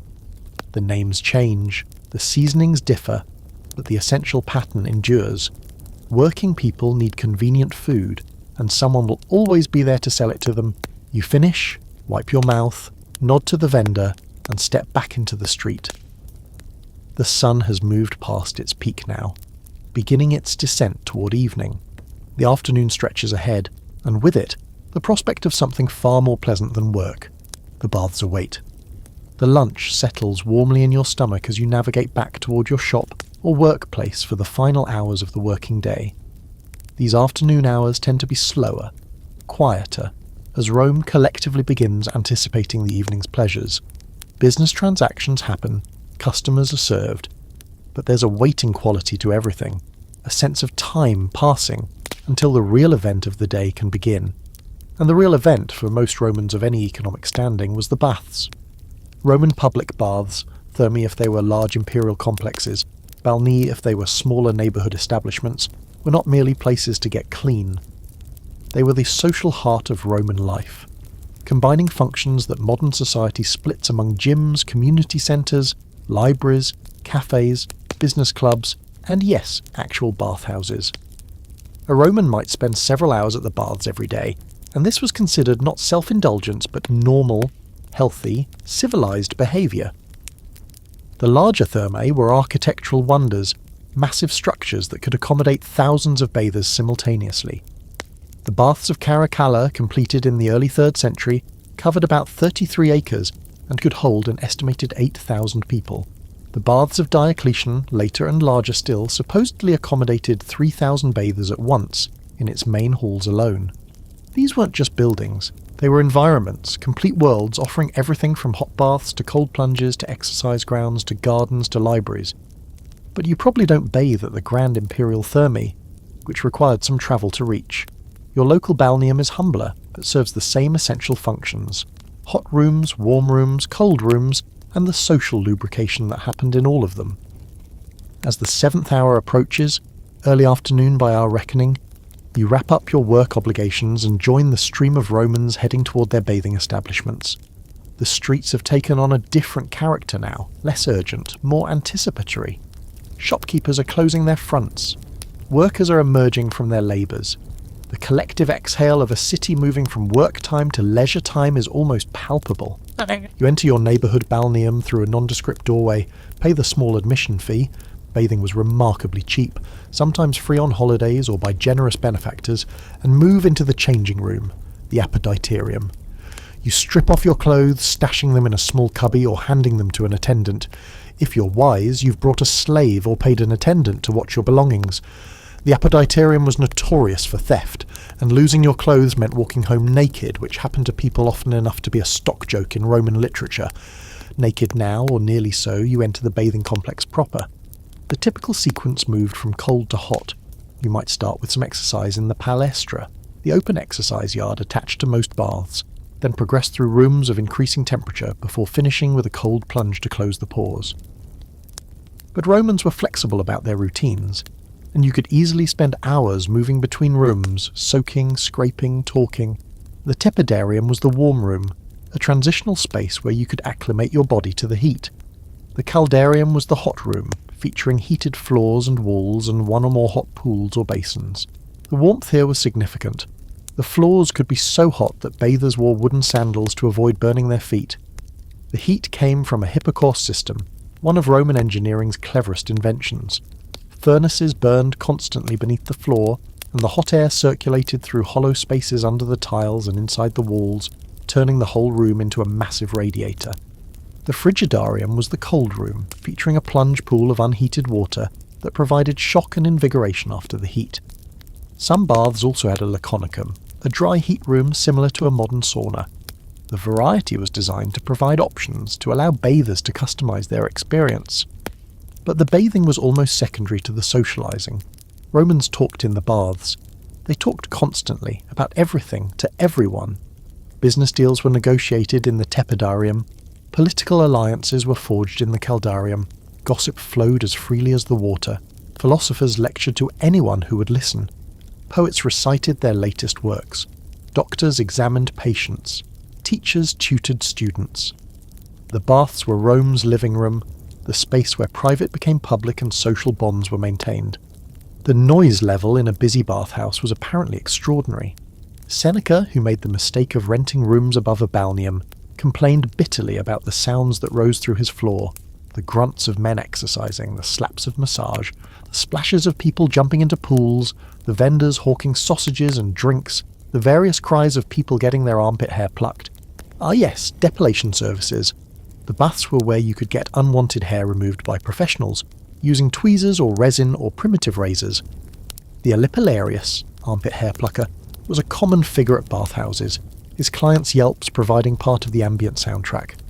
Beauty standards demanded smooth skin, remember, and the baths were where you achieved that smoothness, however painfully. Food and drink were available throughout the bathing complex, vendors moving through the crowds or stationed at strategic points. You could buy sausages, pastries, drinks of various kinds. Some baths had attached restaurants. The experience was meant to be comprehensive, a one-stop shop for bodily maintenance and social life. You soak in the warmth of the caldarium, your muscles relaxing, the tensions of the morning dissolving. Around you, naked strangers engage in animated conversation.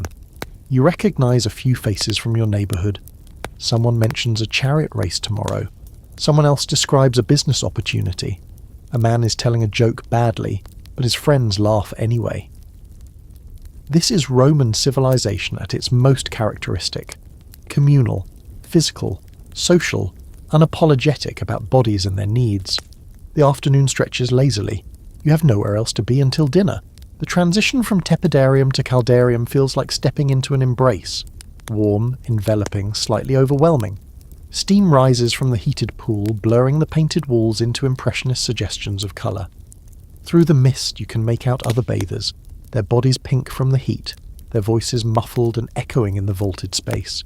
You lower yourself into the water, and your body surrenders completely to the warmth. The heat penetrates muscles you didn't know were tense, joints you didn't realise were aching. The Roman devotion to bathing makes perfect sense in this moment. After a day of physical labour, after hours of walking on stone streets, after the accumulated stress of urban existence, the caldarium is paradise.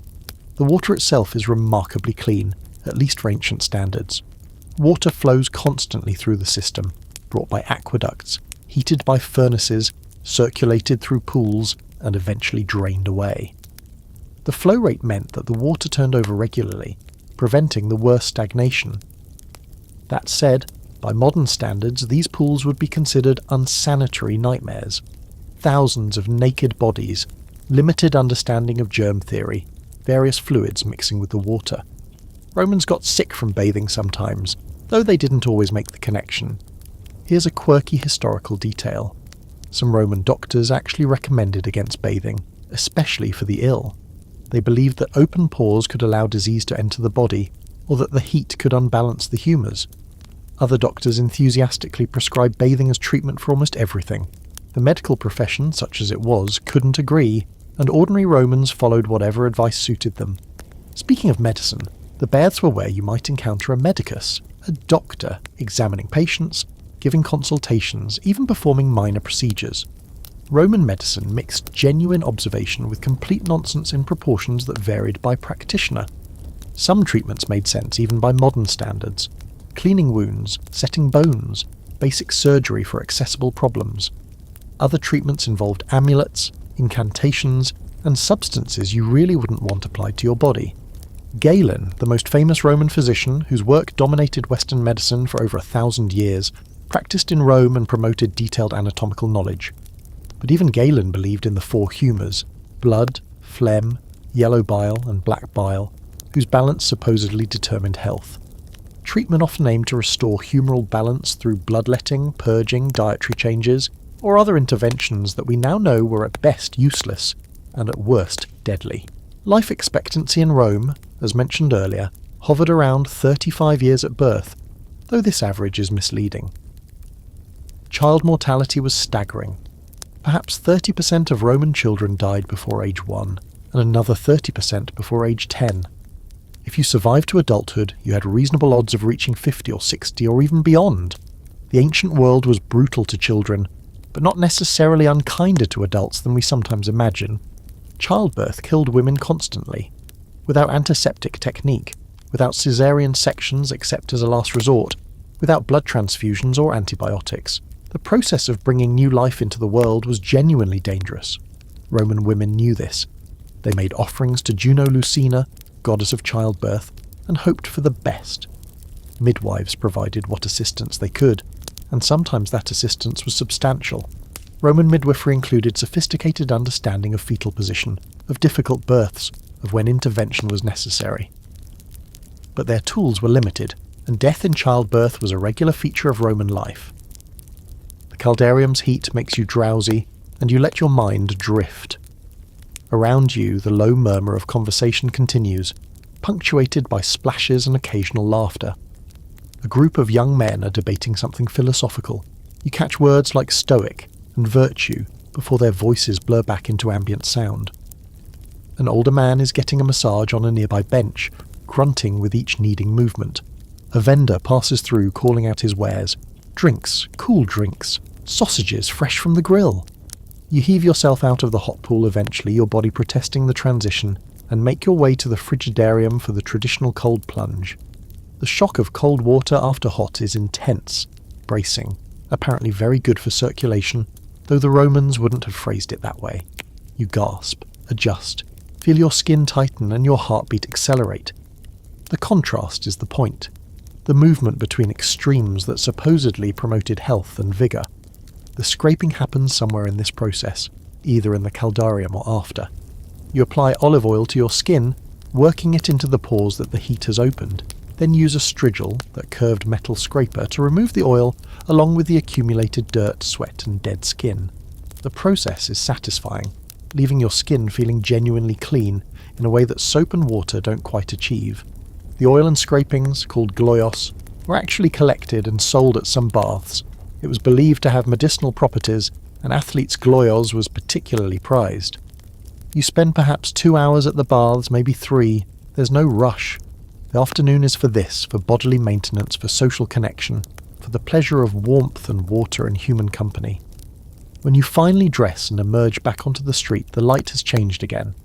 Late afternoon now, the sun lower, the shadows longer. The streets are filling with people leaving their own bath visits, heading home, heading to dinner appointments, heading wherever Romans went as evening approached.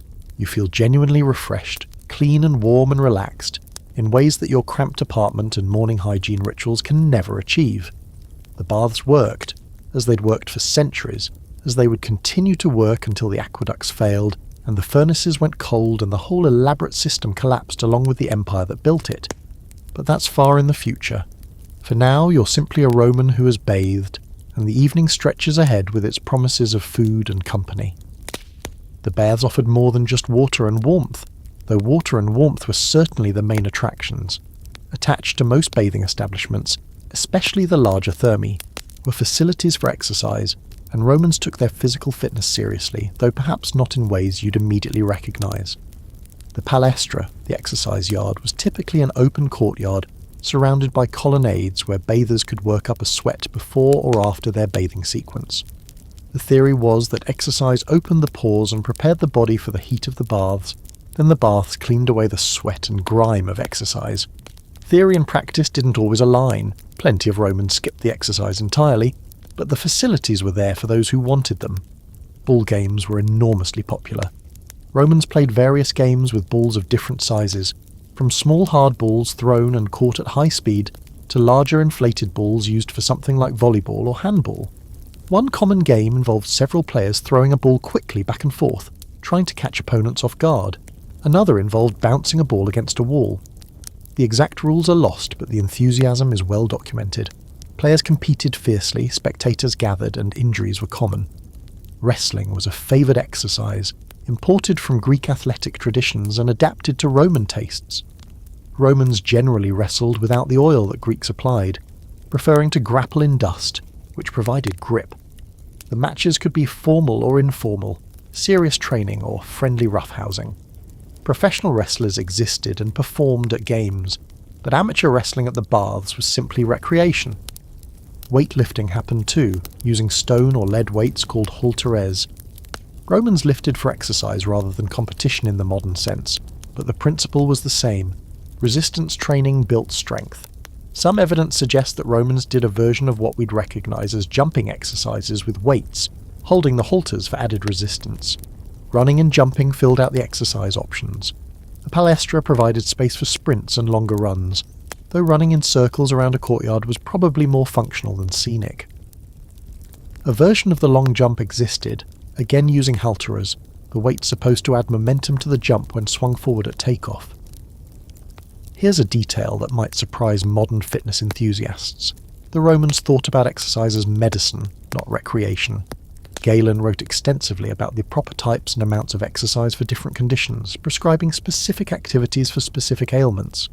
Too much exercise was as concerning as too little. Balance was everything.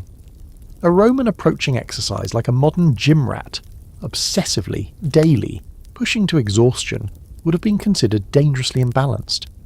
The exercise culture at the baths attracted a predictable mix of enthusiasts and eccentrics. There were the genuinely athletic, training seriously for their health or for competition. There were the vain, more interested in displaying their bodies than developing them. There were the elderly, maintaining mobility as best they could. There were the young, showing off for each other, their competitive instincts finding outlet in increasingly elaborate challenges. Historians still argue about how many Romans actually exercised regularly, versus how many just used the baths for soaking and socialising. The physical evidence, the presence of exercise equipment, the size of palestrae, the frequent references in literature, suggests that exercise culture was real and substantial. But literary sources also mock people who only pretended to exercise, who made one circuit of the courtyard before diving into the heated pools.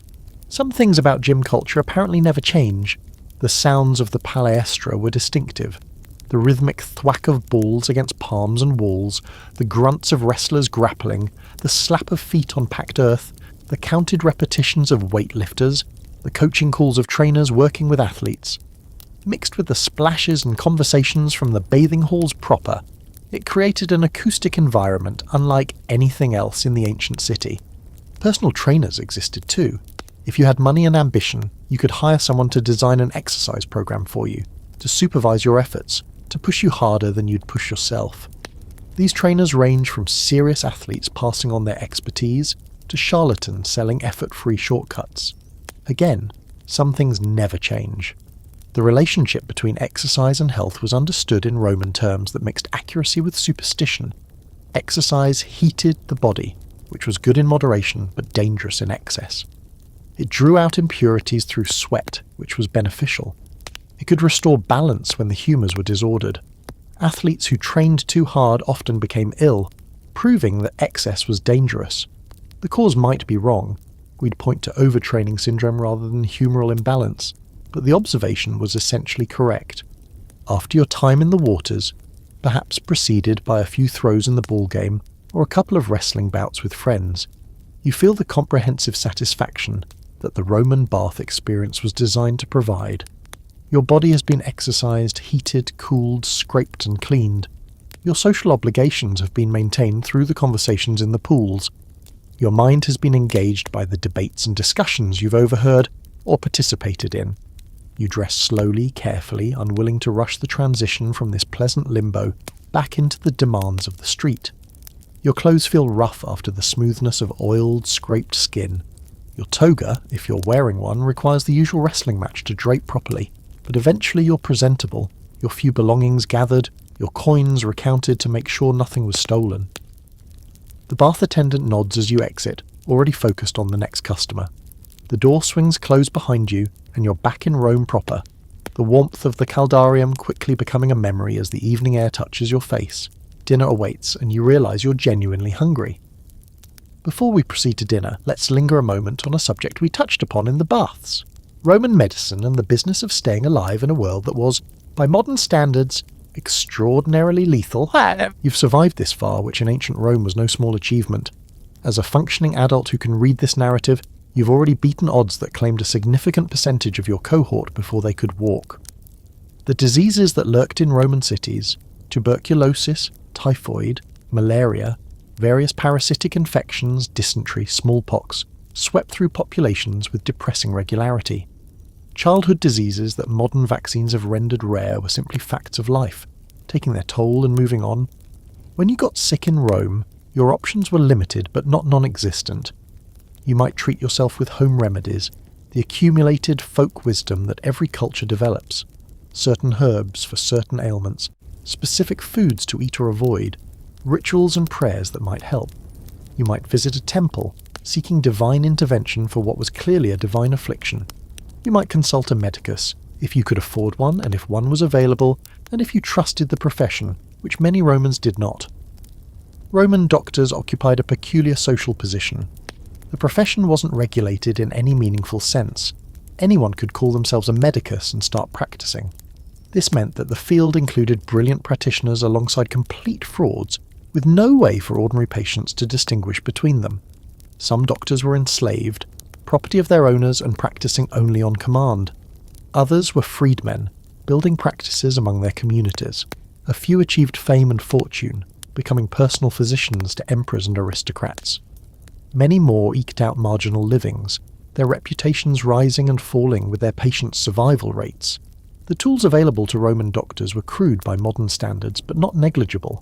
They had scalpels, forceps, catheters, speculums, bone saws, and specialised instruments for various procedures.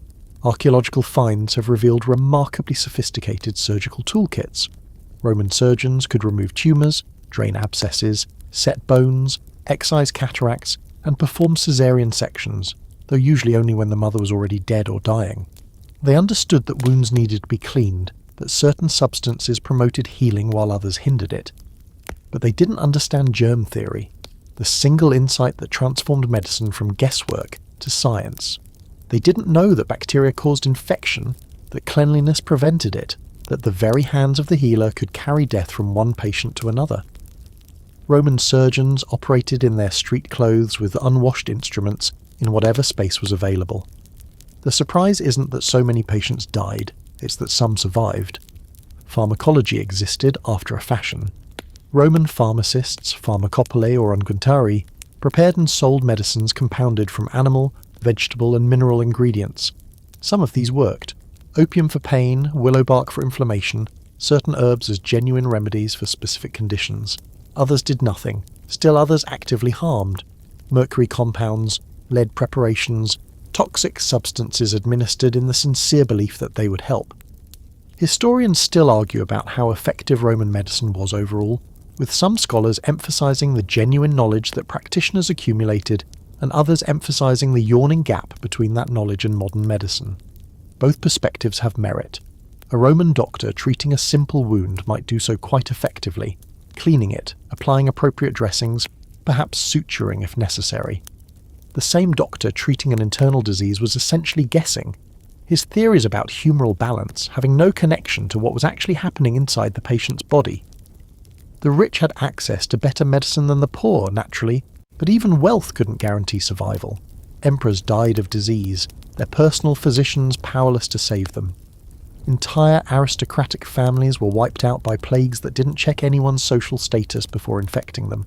The vulnerability was universal, even if the suffering was unequally distributed. Women faced particular medical challenges. Beyond the ever-present danger of childbirth, female health was filtered through male medical understanding that was often more philosophy than observation. Wandering womb theory, for instance, held that the uterus could move around the body causing various symptoms, and treatments aimed at encouraging the womb to return to its proper place. This was complete nonsense, but it persisted for centuries because male doctors theorized about female bodies without bothering to, or being able to, observe them carefully. Children received special attention in some medical texts, with specific treatments recommended for their unique constitutions, but infant mortality remained stubbornly, tragically, high, regardless of what treatments were attempted. Roman parents loved their children. The literature makes this abundantly clear, but they raised them in the constant shadow of potential loss, forming attachments while knowing how easily those attachments could be severed. Mental health was understood differently than we understand it now. Romans recognized madness, described its symptoms, sometimes attempted treatments, but they lacked our categories of depression, anxiety, schizophrenia, and so forth. Behavior we might diagnose as mental illness was variously attributed to divine punishment, imbalanced humors, physical ailments affecting the brain, or simply moral failing. Treatment might include philosophical counseling, dietary changes, bloodletting, or, in extreme cases, physical restraint. You've stayed healthy enough to function, which means you've been lucky as well as hardy. Your body carries the marks of past illnesses survived, past injuries healed imperfectly, past encounters with the microbial world that you won even if you didn't know you were fighting. Every Roman adult was a survivor in this sense, walking evidence of immune systems that had successfully battled threats invisible to the eyes of those who carried them. The sun is definitely lower now, and your stomach is definitely emptier. Enough contemplation of mortality. It's time to eat.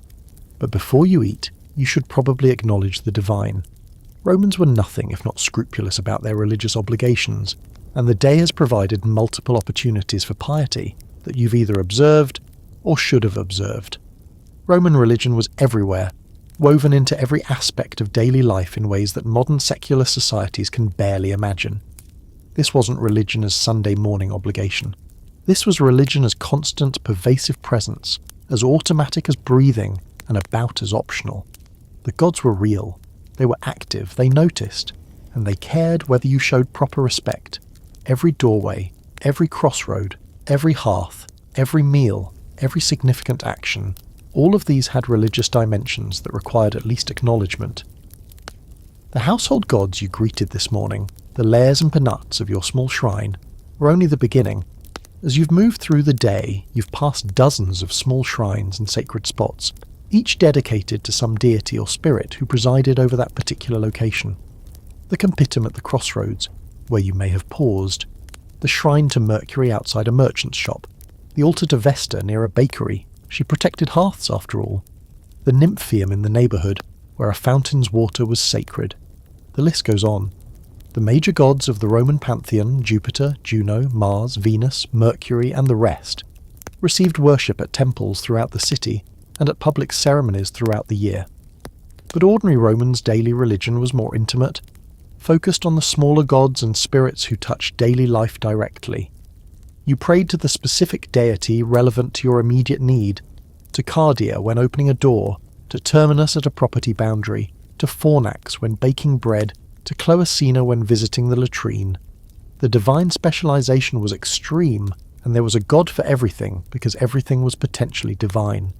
Here's a quirky detail that illustrates Roman religious pragmatism. The Romans were happy to adopt other people's gods. As the empire expanded, it encountered new deities, and rather than rejecting them as false, Romans typically figured out which existing Roman god they corresponded to, the Interpretatio Romana, and then simply added them to the collection. The Egyptian goddess Isis developed a major following in Rome. The Persian god Mithras became enormously popular among soldiers. The Phrygian mother goddess Cybele had her own temple and priesthood. This theological flexibility was possible because Roman religion was primarily about practice, not belief. What mattered was performing the proper rituals, not holding the correct doctrines.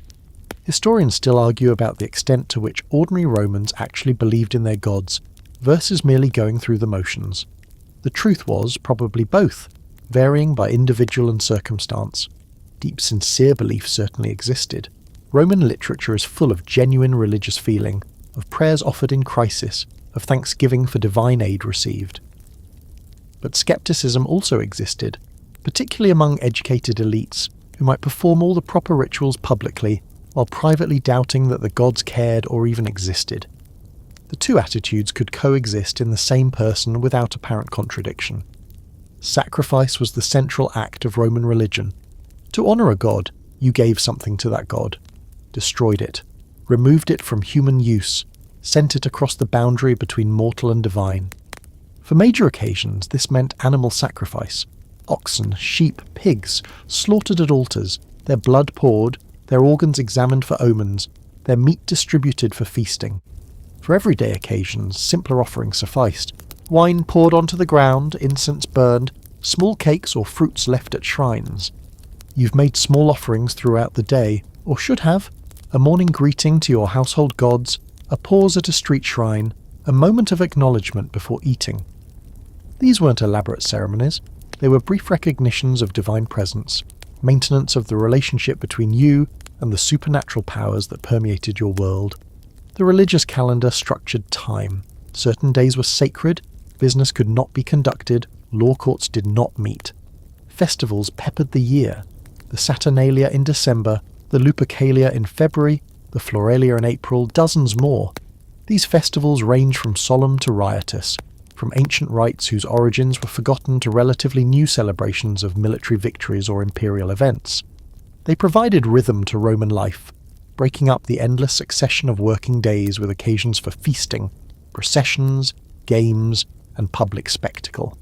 Divination, reading the future through various means, was taken seriously at every level of society. Before any major decision, the gods were consulted. Augurs read the flight of birds, haruspices examined animal entrails, priests interpreted dreams and omens. No army marched, no emperor acted, no business was concluded without attention to what the gods might be signalling about the outcome. This wasn't just superstition, though it was that too. It was also politics and psychology, a way of building confidence in decisions and explaining failures after the fact. You're not thinking about any of this consciously as you head toward your evening meal. Religious practice in Rome was like that, so integrated into daily routine that it rarely demanded focused attention, except in crisis or celebration. You've touched the right shrines, murmured the right words, kept your relationships with the divine properly maintained. The gods, you hope, are satisfied. And if they're not, well, that's what tomorrow's offerings are for. The street leading to your dinner destination is quieter now, the day's commerce winding down, the evening's social activity beginning. Your stomach growls, reminding you that philosophical contemplation is no substitute for actual food. Time for the cena. But first, and we'll get to dinner soon, I promise, your stomach will survive another few minutes. Let's talk about how Romans entertained themselves when they weren't bathing or working or eating. Because Roman entertainment was extraordinary, elaborate, and frequently horrifying by modern standards. The gladiatorial games occupy a unique place in the modern imagination of Rome. We know about them, we picture them. They've been endlessly depicted in films and television. Muscular men in stylized armour battling to the death while crowds roar approval. The reality was both similar to and different from these images in ways that are worth understanding.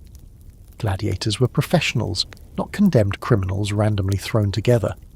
Most were enslaved or had volunteered from the free poor, signing contracts that bound them to their training schools, the ludi gladiatori, and to the risk of death in the arena. They trained extensively, developing specific fighting styles that were codified and recognized. The Murmillo with his fish-crested helmet, the Thracian with his curved sword, the Retiarius with his trident and net, and others. These weren't chaotic free-for-alls, but structured matches with rules and referees. Death was possible in gladiatorial combat, even expected in some circumstances, but it wasn't inevitable. A gladiator who fought well but was defeated could appeal for mercy, and the decision, traditionally given by the crowd but ultimately by whoever was sponsoring the games, often went in his favour. Gladiators were expensive to train and maintain. Killing them all the time would have been economically irrational. Historians still argue about mortality rates, with estimates ranging from about 1 death per 5 matches to 1 per 10. Dangerous certainly, but not the automatic death sentence popular imagination suggests. The gladiators themselves occupied a paradoxical social position. They were legally infamed, disgraced, unable to hold public office or enjoy certain legal protections. Yet they were also celebrities, adored by fans, sought as lovers, immortalized in graffiti and art. Celadus the Thracian, heartthrob of the girls, reads one famous Pompeian inscription. Another lists a gladiator's victories and adds, the girls' delight. The contradiction between official contempt and popular fascination was never really resolved. The games themselves were spectacles that combined violence with ritual, entertainment with politics. Emperors and aristocrats sponsored games to curry popular favour, spending enormous sums to outdo previous shows. The morning might feature animal hunts, venations, in which exotic beasts from across the empire were killed in elaborate artificial settings. The midday break often saw public executions, condemned criminals killed in ways designed to amuse, attacked by animals forced to enact fatal myths, simply slaughtered en masse. The afternoon brought the gladiatorial combat proper, the fights that crowds had really come to see.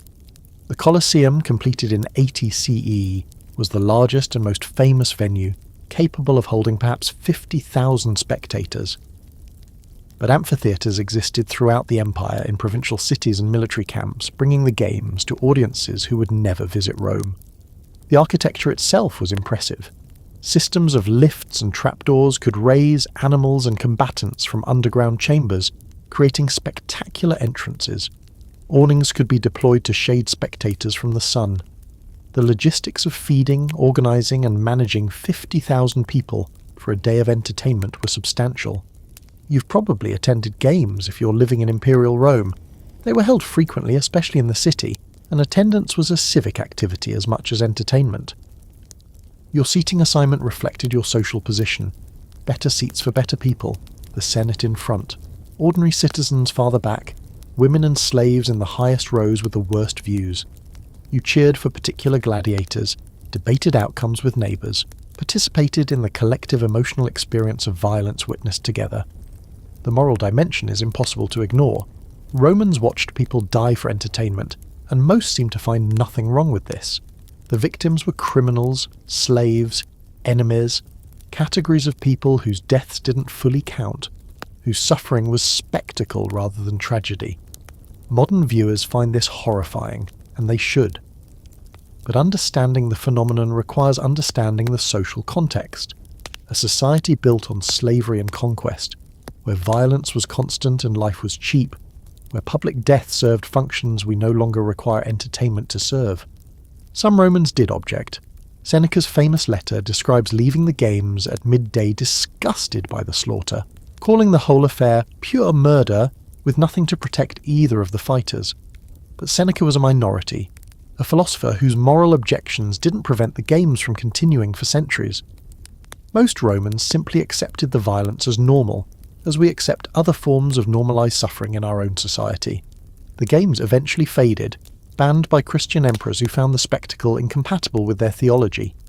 The last known gladiatorial combat occurred sometime in the 5th century, but the memory lingered, shaping how later ages imagined Rome, providing endless material for moralists contemplating human nature's darker aspects.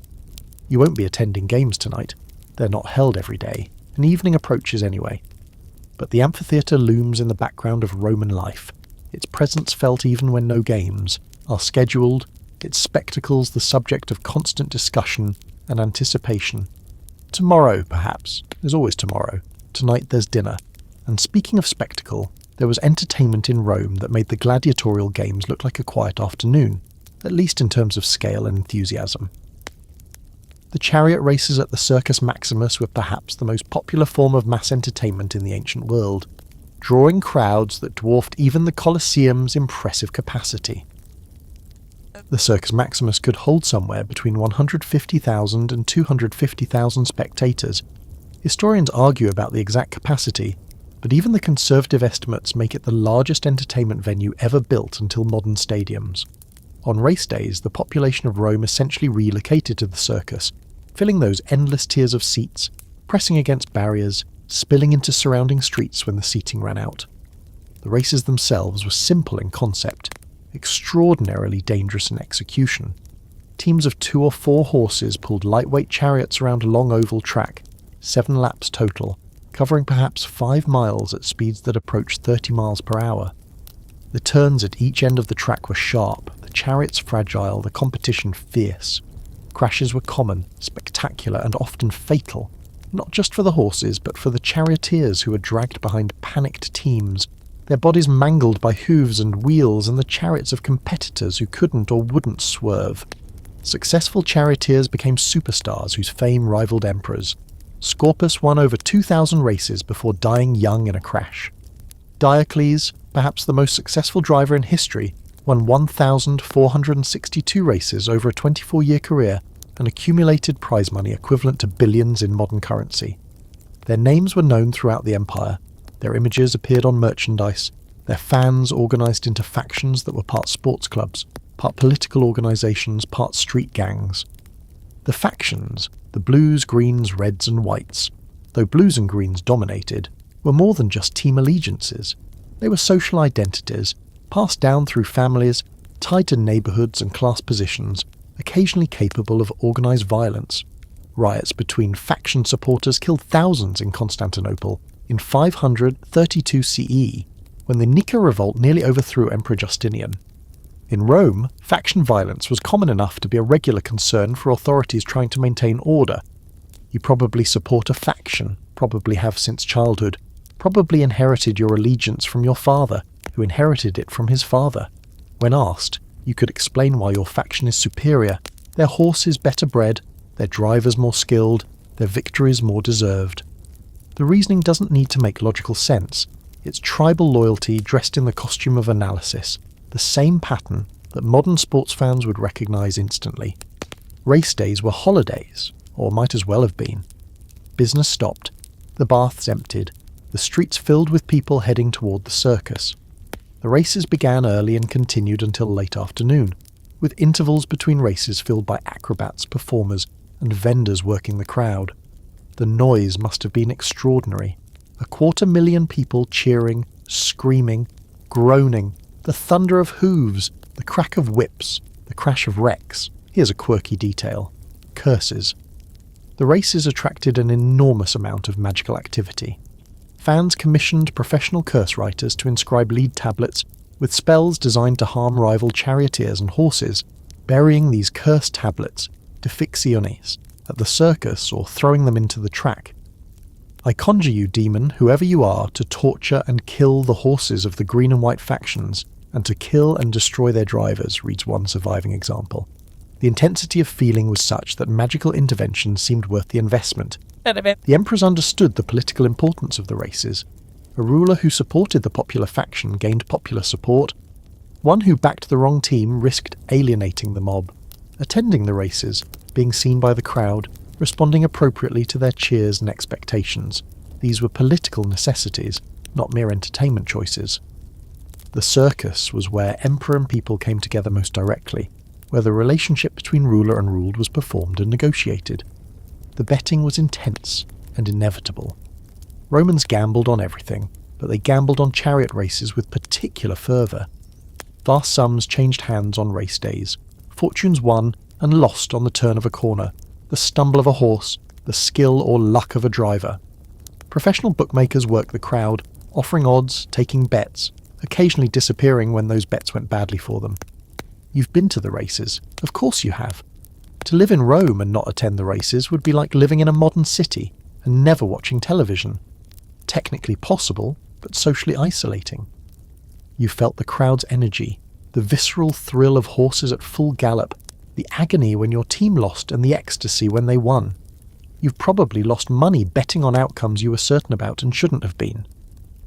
The evening approaches, and there are no races tonight, but somewhere in the city people are talking about last week's results and next week's prospects, debating drivers and horses with the passionate intensity that such debates seem to generate in every era.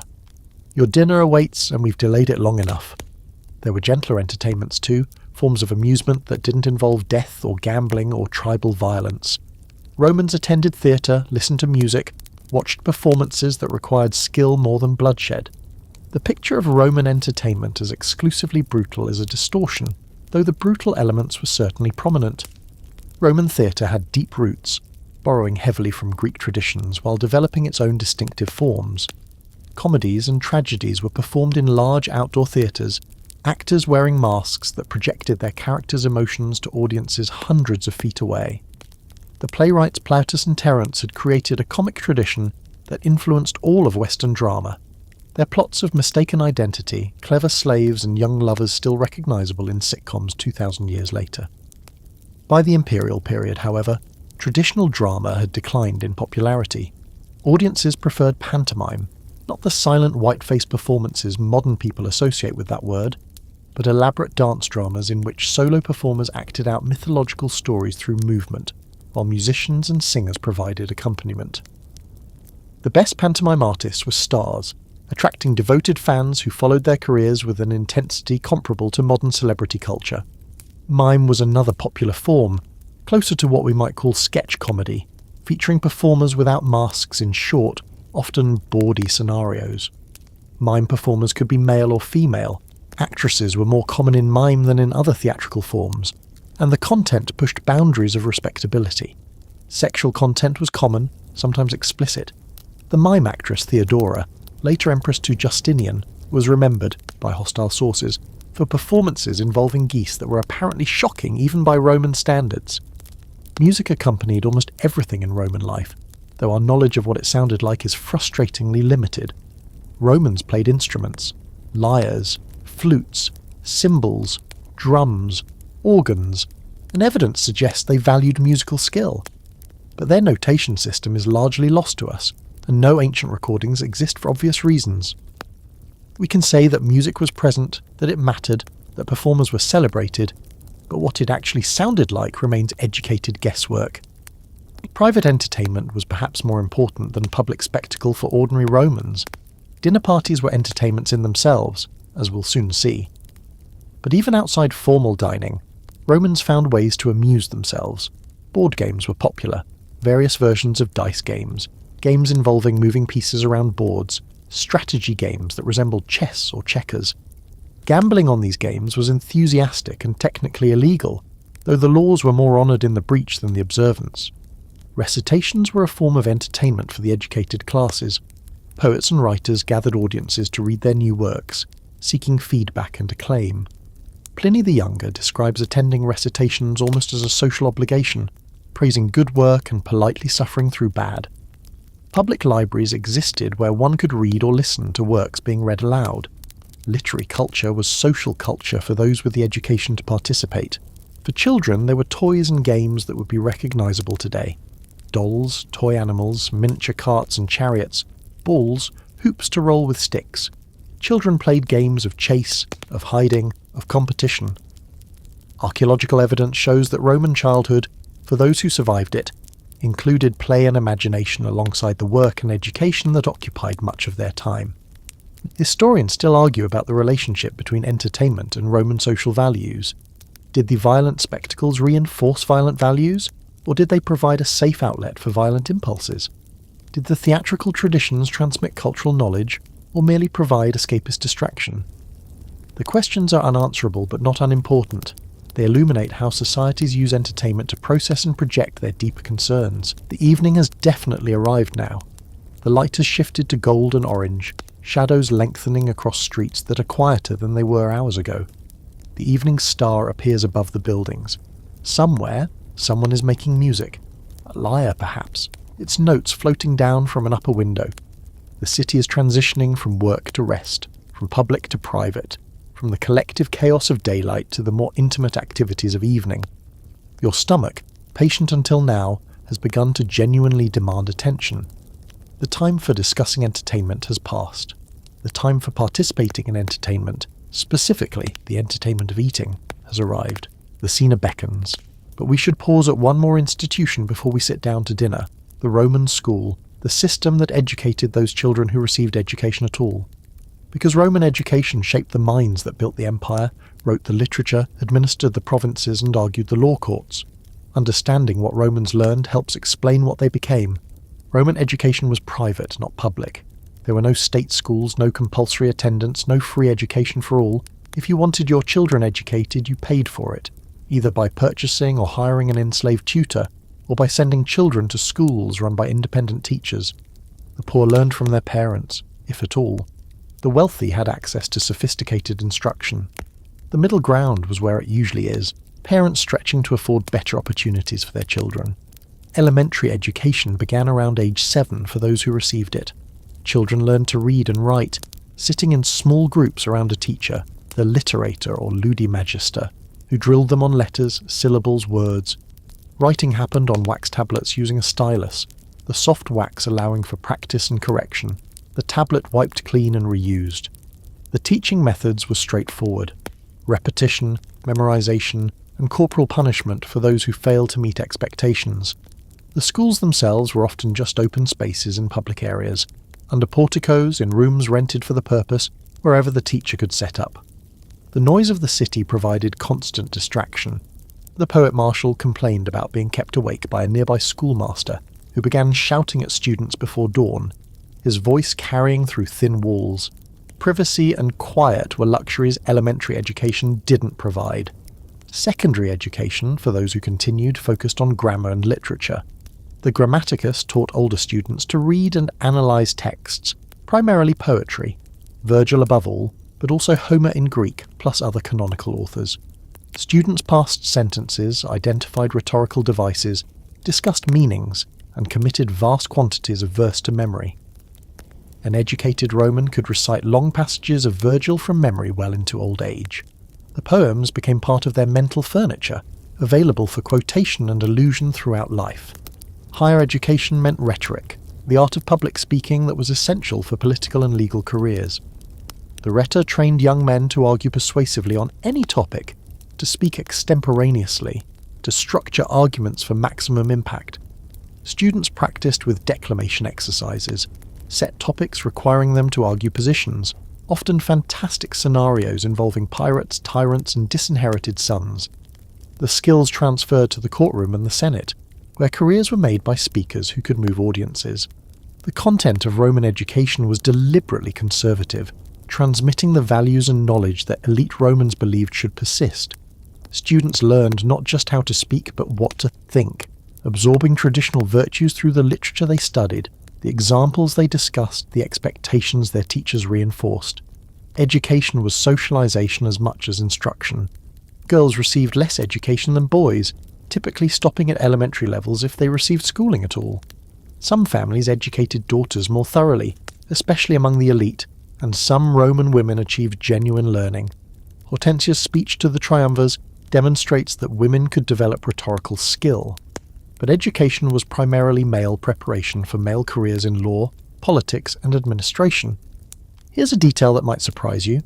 Many of Rome's teachers were enslaved or freed Greeks. The conquered had become the educators of their conquerors, transmitting Greek learning to Roman students in a cultural exchange that was also a relationship of domination. Roman education was bilingual, with Greek considered essential for full cultural literacy. The library shelves held Greek texts alongside Latin ones, and an educated Roman moved between languages without difficulty. The discipline was harsh by modern standards. Teachers beat students freely using canes, straps, or whatever came to hand. Surviving school memories describe terror of punishment, the sound of canes on flesh, the humiliation of public correction. Some Roman writers objected to this brutality, arguing that it deadened rather than developed young minds, but they were minority voices. Most considered physical discipline simply necessary the way children learned. Historians still argue about literacy rates in the Roman world. Some estimates suggest that perhaps 10 to 20% of the population could read and write at basic levels, with higher rates in cities and among men. Others suggest higher or lower figures. The evidence is ambiguous. Widespread graffiti suggests broad basic literacy, but graffiti can be produced by a small subset of the population. What's clear is that literacy existed on a spectrum from full fluency with complex text to basic ability to sign one's name or read simple signs. You may have attended school or you may not have. Your ability to follow this narrative suggests some education, but education came in many forms and levels. What you know, how you think, how you express yourself, all of these were shaped by the educational traditions we've described, whether you experienced them directly or absorbed them through the culture that schooling helped create. The evening has darkened further. School is done for the day. Children have returned home, their lessons completed or abandoned until tomorrow. The streets hold adults now, moving toward evening's activities, including finally dinner. Roman relationships, love, marriage, family, operated by rules that were both surprisingly familiar and startlingly different from modern expectations. As you approach your evening meal and think about the people you might share it with, consider how Romans organised their intimate lives. Marriage in Rome was primarily an economic and social arrangement, not a romantic one. Families negotiated unions that would strengthen alliances, combine properties, produce legitimate heirs. Love might develop. Romans certainly hoped it would, but it wasn't the point. The point was connecting families, continuing lines, managing wealth across generations. Romance was for poetry, marriage was for strategy. The wedding itself was a ceremony that blended legal formality with religious ritual. The bride wore a specific costume, a white tunic, a yellow-orange veil, her hair arranged in a distinctive style supposedly dating back to the Vestal Virgins. Sacrifices were offered, omens were consulted, contracts were signed or witnessed. Then a procession escorted the bride from her family home to her new husband's house, accompanied by torches, music and bawdy songs that would make modern wedding guests blush. Roman women could marry remarkably young. Girls as young as 12 were legally marriageable, and marriage in the early teens was common, especially among the elite who were eager to forge alliances. Men typically married later, in their mid-20s or later, after establishing themselves. The age gap this created was considered normal and proper. Older husbands were expected to guide younger wives. But here's something that might surprise modern viewers. Roman divorce was easy. Either party could end a marriage by simply announcing the intention to do so. No courts were involved, no fault needed to be proved, no lengthy proceedings required. You literally just said you were divorced, and you were. Property arrangements needed to be settled, and children's custody negotiated, but the dissolution itself was remarkably simple. This ease of divorce meant that elite Romans often married multiple times, forming and dissolving unions as political circumstances shifted. The Emperor Augustus, famously, required his daughter Julia to divorce her husband and marry Augustus's chosen successor instead, regardless of anyone's feelings about the matter. Marriage was too important to be left to sentiment. Among ordinary people, marriage was less formal and less documented. Many couples simply lived together, their union recognized by community and custom rather than elaborate ceremony. The legal niceties mattered more to those with significant property to transfer and alliances to formalise. For the poor, love might actually play a larger role, since there was less at stake in partner selection. Children were central to the purpose of marriage, specifically legitimate heirs who could inherit property and continue the family name. Roman inheritance law was complex, but the basic principle was that legitimate children of legitimate marriages had first claim on their parents' estates. Having sons was particularly important in a society where women's legal independence was limited, and male heirs carried forward the family's public presence. Here's a quirky detail about Roman family law. The patria potestas, the power of the father, gave the male head of household absolute authority over his children, and not just minor children, but adult children too, as long as the father lived. In theory, a father could execute his adult son without legal consequence. In practice, this extreme authority was rarely exercised, and Roman fathers were expected to be reasonable, but the legal framework existed, a reminder of how differently Romans conceptualized family relationships. Love existed, of course. Romans fell in love, wrote poetry about love, suffered from love, celebrated love. The erotic poetry of Catullus, the romantic elegies of Ovid, the tender affection visible in grave inscriptions, these show that Romans experienced the same emotions we do. But they organised society around different assumptions about what role those emotions should play in life's major decisions. Sexuality in Rome was understood through different categories than modern Western frameworks. The relevant distinction wasn't between homosexual and heterosexual, but between active and passive, penetrator and penetrated. A Roman man could have sexual relationships with men or women without stigma, as long as he took the active role and his partners were of appropriate lower status. Slaves, prostitutes, actors, those already socially degraded. What was shameful was passivity, submission, playing the receptive role in sexual acts. Roman women's sexuality was more strictly controlled, at least in theory. Female virtue meant chastity before marriage and fidelity after. Adultery was a crime, potentially punishable by exile or death, though enforcement varied. The double standard was explicit. Men's sexual freedom was assumed. Women's sexual expression was policed. Historians still argue about the gap between Roman sexual ideals and Roman sexual practices. The ideals are documented in laws and moralizing literature. The practices, glimpsed through satire, graffiti, and private letters, suggest considerably more variation and transgression than the ideals allowed. Every society has gaps between its stated norms and its actual behaviours. Rome was no exception. The evening deepens. Somewhere in the city couples are together, newlyweds and long married, happy and miserable, loving and enduring. Families are gathering for dinner, the children whose education we discussed earlier sitting with the parents whose marriages we've analysed.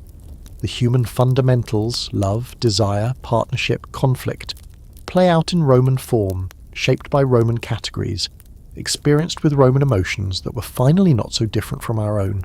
And now, at last, dinner. The cena was the main meal of the Roman day, the one that mattered, the one around which social life organised itself. Everything you've eaten until now, the morning bread, the midday street food, was merely preparation for this, the evening's main event. The timing typically fell in the late afternoon, around the 9th or 10th hour, after the baths but well before full darkness. Romans ate earlier than modern Westerners, partly because of limited artificial lighting, and partly because digestion before sleep was considered important. You might begin eating around what we'd call 4 or 5 in the afternoon. For ordinary Romans like yourself, the cena was probably simple, a larger portion of the same foods that sustained you throughout the day. Bread, always bread, the foundation of Roman eating, vegetables that were in season and affordable, perhaps legumes, a pulse, porridge, of grains and whatever was available. Maybe, on a good day, some meat, a bit of pork, some sausage, fish if you lived near the coast or the river. The seasonings were generous: garum, olive oil, herbs, vinegar. Flavour mattered even when ingredients were modest.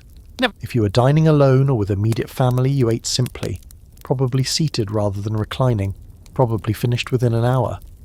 Most Roman meals for most Roman people were unremarkable by design, fuel rather than celebration, sustenance rather than spectacle. But the cena could be something more. It could be a social event, a dinner party, a convivium, literally a living together, that transformed eating into entertainment. If you were invited to such a dinner or hosting one, the experience would be quite different. The formal Roman dinner party followed established patterns. Guests arrived at the host's home, were greeted, and shown to the triclinium, the dining room named for its 3 couches arranged in a U-shape around a central table. Guests reclined on these couches, propped on their left elbows, eating with their right hands. The positioning on the couches indicated status. Certain spots were more honourable than others, and seating was an art of social calibration. The meal came in courses. The gustaccio or appetizers might include eggs, vegetables, shellfish, light dishes to stimulate appetite. The prima mensa, the main course, featured more substantial dishes, meats, fish, elaborate preparations that showcased the host's resources and the cook's skill. The secunda mensa, dessert, brought fruits, nuts, and sweet things. Wine accompanied everything, mixed with water as propriety demanded, flowing more freely as the evening progressed. The food at wealthy dinner parties could be extravagant beyond belief. Peacocks, flamingos, ostriches, exotic birds served for their rarity as much as their taste. Sow's udder stuffed with sea urchins, dormice glazed with honey and poppy seeds, dishes designed to surprise and amaze, a roast pig that appeared cooked until it was cut open, revealing live thrushes that flew into the room. The Roman rich competed to outdo each other in culinary spectacle, spending fortunes on single meals. But even modest dinner parties involved social expectations that could be stressful for hosts. You wanted to impress, but not appear to be trying too hard. You wanted to demonstrate generosity, but not exceed your means. You wanted good conversation, but not controversy. The dinner party was a performance, and getting it right mattered for reputation and relationships. Entertainment accompanied the food. Musicians played, dancers performed, acrobats displayed their skills between courses. Hired poets might recite, or guests themselves might share compositions. Conversation, the real entertainment of a good convivium, ranged across politics, philosophy, gossip, and stories. The best dinner parties were remembered for their talk as much as their food. Here's a quirky detail. Romans ate with their hands. Spoons existed for liquids and soft foods, and knives were used for cutting, but forks as eating implements were centuries away. You picked up food with your fingers, which meant that food needed to be prepared in finger-friendly forms, cut into pieces, wrapped in leaves, served in ways that allowed handling. Hand washing between courses was provided, the water often scented. The drinking that accompanied dinner could become the main event as the evening progressed. The commissatio, the drinking party that followed the meal proper, was when things got lively. A king of the drinking might be elected to set the rules. How much water in the wine, how quickly cups must be drained. Games accompanied the drinking. Riddles, word games, recitations, contests of various kinds. The atmosphere grew increasingly informal as the wine took effect. Not all dinner parties went well. Roman literature is full of disasters. Guests who overstayed, hosts who served terrible food, conversations that turned to arguments, drinking that led to violence or humiliation. The satirist Petronius created an immortal portrait of a disastrous dinner party in his Satyricon. The host Trimalchio, a nouveau riche vulgar, trying desperately to impress guests who secretly despise him. You eat your cena, whatever form it takes tonight. Maybe it's a simple meal in your small room, bread and vegetables and a cup of posca. Maybe you've been invited somewhere, and you're reclining on cushions, working your way through courses. Either way, you're participating in one of Rome's essential rituals, the evening gathering around food that made civilization possible. The light has faded to near darkness now.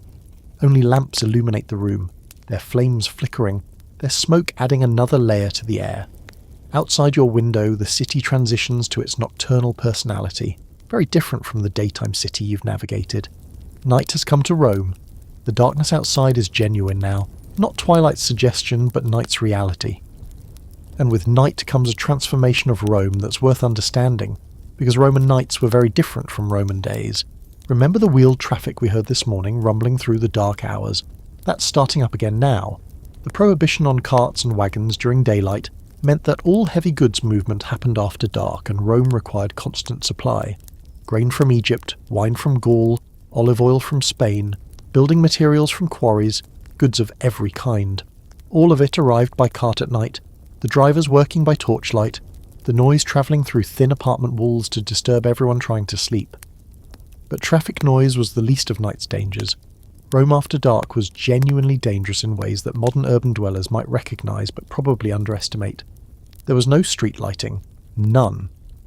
The Romans had lamps and torches but no system of public illumination. Wealthy people travelling at night brought torch-bearing slaves to light their way.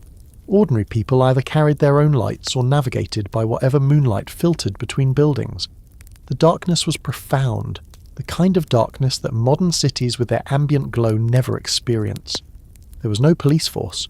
The vigils, sometimes called Rome's first police, were primarily a fire brigade, stationed throughout the city to respond to the fires that constantly threatened.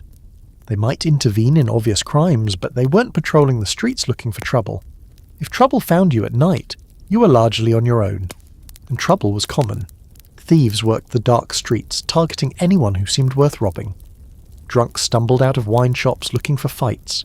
Young aristocrats, out for what they called adventure, sometimes beat up random passers-by for amusement, a practice called grassatio that persisted despite being technically illegal. The satirist Juvenal described night in Rome as running a gauntlet.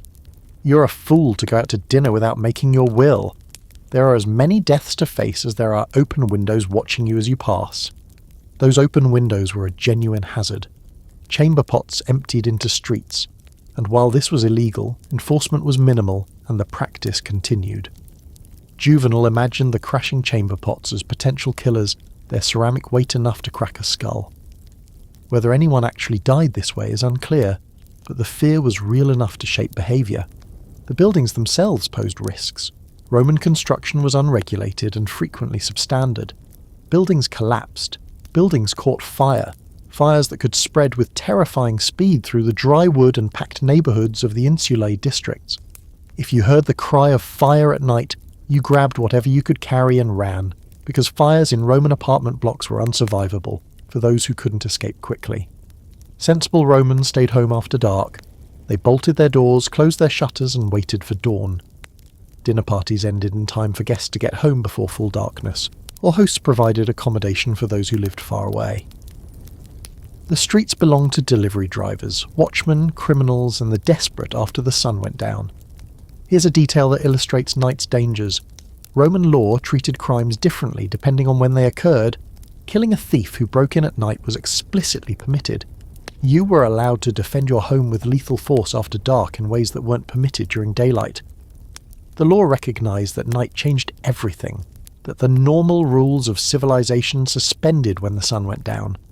The sounds of the Roman night were distinctive: the rumble of carts over stone pavement, the shouts of drivers, the protest of animals, the barking of dogs. Rome had many dogs, some pets, some strays. All vocal, the crashes and cries of accidents and conflicts. And underlying it all, the sounds of 1 million people trying to sleep in crowded rooms with thin walls, the coughs and snores and conversations and arguments that continued regardless of the hour. You're probably home now, in your small room, the door secured, the shutter closed against whatever might come through. Your oil lamp provides the only light, a small flame that dances with each breath. The day has been long. You've been awake since before dawn. You've walked miles through crowded streets. You've worked and bathed and socialised and eaten. Your body craves sleep. But sleep in Rome was its own challenge. The noise didn't stop. The discomfort of your bed, which seemed acceptable this morning, feels more pronounced now. The heat or cold of the room, with no way to regulate it effectively, makes finding comfort difficult. Your neighbours are still awake, or at least some of them are, their voices carrying through walls. And yet you manage. Romans managed every night, as humans always manage, finding sleep despite conditions that seem impossible. The body's demands eventually overpower the mind's objections. The noise fades into background, the discomfort becomes familiar, and sleep comes. But before sleep, one more look at where you live, really live, in the physical spaces that housed Roman life. Roman housing varied enormously, from imperial palaces that sprawled across entire hills to rented rooms smaller than modern closets. Where you lived defined how you lived. Your daily routines shaped by the physical spaces available to you. The wealthy lived in the domus, the traditional Roman house. You glimpsed one this morning during the salutatio, that gracious home where your patron received clients. The domus was organised around central spaces, the atrium with its impluvium pool, a peristyle garden surrounded by columns that provided light and air to surrounding rooms. Privacy was possible, quiet was achievable. Gardens offered green space, fountains provided cooling sounds, and rooms could be dedicated to specific functions. The domus was living as art, architecture in service of civilized existence. But most Romans, especially in the capital, didn't live in the domus. Most lived in insulad, the apartment blocks that pack the city's population into vertical space.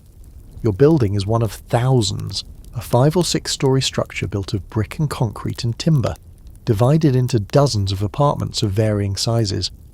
The ground floor of a typical insula was commercial space. The tabernae we visited shops and workshops that faced the street and did business through open fronts. Above that, the lower floors contained larger apartments, relatively comfortable by insular standards, with access to water and latrines when available. The higher you climbed, the worse conditions became. Smaller rooms, no water access, greater fire danger, more exposure to heat and cold. The poor lived high. Gravity sorted Roman society vertically. Your 4th floor room exemplifies middle-range insular living. Not the worst, not the best. You have a window, which provides light and air but also noise and cold. You have enough space to stand, to sleep, to store your few possessions. You don't have running water, a private latrine or any amenities beyond the basics. The building materials mattered for your daily experience. Brick and concrete were fireproof, or at least fire-resistant, and the best insulae used them extensively. But timber framing was cheaper, and many buildings included dangerous amounts of wood. Floors, ceilings, interior walls, the structures most likely to burn. Building regulations existed, mandating height limits and construction standards, but enforcement was inconsistent, and collapses were not uncommon. Rent was a constant concern. Romans rented by the year, with leases typically starting in July, and moving was a common response to rent increases or building deterioration. The poet Martial describes moving frequently, his belongings so few that he carried them himself. The lack of tenant protections meant that landlords could raise rents, or evict essentially at will. Here's a quirky detail about Roman apartment living. Most insulae lacked kitchens in the upper floors. The fire risk was too great, and landlords prohibited cooking. This is why the thermopilia existed, why street food was essential. Most urban Romans literally couldn't cook at home. The tabernae on the ground floor sometimes had basic cooking facilities, but residents of upper apartments ate cold food, ate out, or found ways to bend the rules with small portable braziers that were technically forbidden. The decoration of living spaces revealed much about residents' aspirations. Even modest apartments might have painted walls, simple geometric designs, floral patterns, imitations of marble that actual marble would laugh at. Romans valued visual beauty even when they couldn't afford actual luxury. The wealthy covered their walls with elaborate frescoes and their floors with mosaic. The poor made do with whitewash and paint, but they tried. Furniture was minimal by modern standards. A bed, a chest, a stool, perhaps a table. Roman households contained far less than modern ones. Partly this reflected economic constraints, partly different expectations about domestic life. Romans spent less time in their homes than modern people. The home was for sleeping and storage, while the baths, the forums, the streets provided spaces for the activities we'd conduct at home. Historians still argue about how crowded Roman insulae actually were. Some estimates suggest population densities exceeding modern slum conditions. Others argue for more moderate crowding. The evidence, literary descriptions, archaeological remains, demographic calculations, points in different directions. What's clear is that Roman urban life was significantly more crowded than modern middle-class expectations would tolerate. Noise was simply inescapable. The thin walls, the open windows, the proximity of neighbours, all combined to make privacy nearly impossible. You knew your neighbour's business because you could hear their business. Arguments, lovemaking, illness, celebration, all of it penetrated walls meant to contain none of it. The Romans developed tolerance for intrusion that modern soundproofed expectations can barely imagine. You lie in your bed now, surrounded by the sounds of your building settling into sleep. A baby cries somewhere below. The parents' soothing voices rise through the floor. Someone several rooms away is coughing, the same cough you've heard for weeks.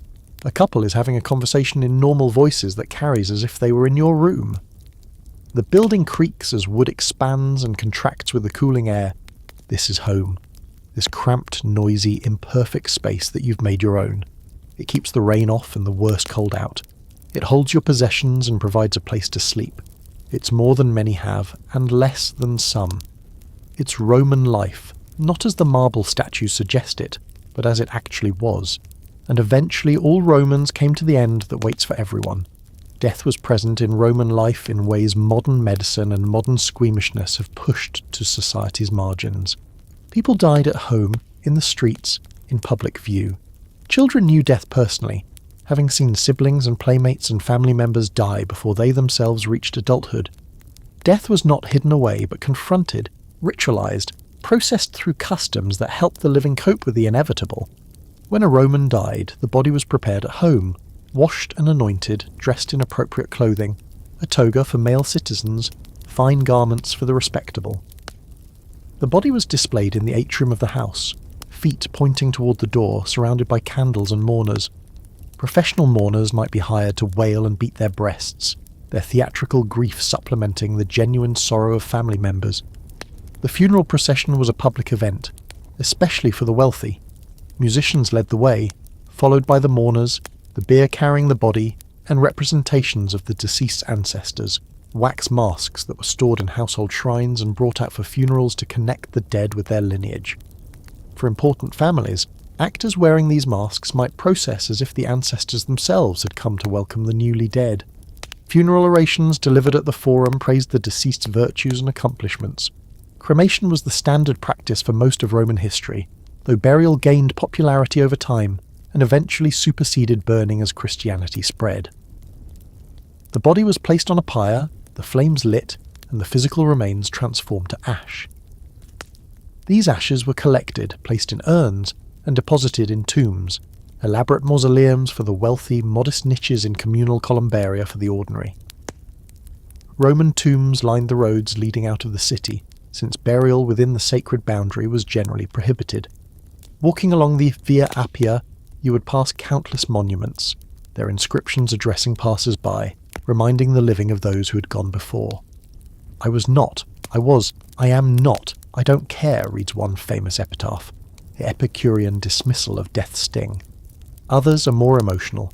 Here lies our sweetest child who lived only 3 years, 7 months, and 10 days. The Roman afterlife was hazily defined compared to later Christian certainties. The spirits of the dead, the manes, lingered on, requiring regular attention from the living through rituals at tombs and household shrines. The underworld, ruled by Pluto and Proserpina, received the shades of the dead, who led a shadowy existence that varied depending on the source, sometimes merely dim continuance, sometimes reward or punishment based on earthly deeds. Here's a detail about Roman death practices that might surprise: the Parentalia, a 9-day festival in February dedicated to honouring deceased family members. During this period, temples closed, marriages were forbidden, and families visited ancestral tombs to perform rituals and share meals with the dead. Food and wine were offered, conversations were held with those who had gone, the bonds between living and dead were maintained across the boundary of death. Infant mortality was so common that it shaped Roman burial practices differently. Very young children were often buried rather than cremated, sometimes within the house itself, their brief lives commemorated differently than those of full persons. The emotional toll this took on parents is visible in epitaphs that speak of grief, of loves cut short, of futures that would never arrive. Historians still argue about Roman attitudes toward death. Were they stoically accepting, terrified beneath a facade of philosophy, or simply practical about an unavoidable reality? The evidence supports all of these at various times and in various people. Death was present enough that ignoring it was impossible, but its omnipresence didn't make it welcome. Funerals cost money, sometimes significant money, for the procession, the musicians, the pyre, the tomb, the ongoing maintenance.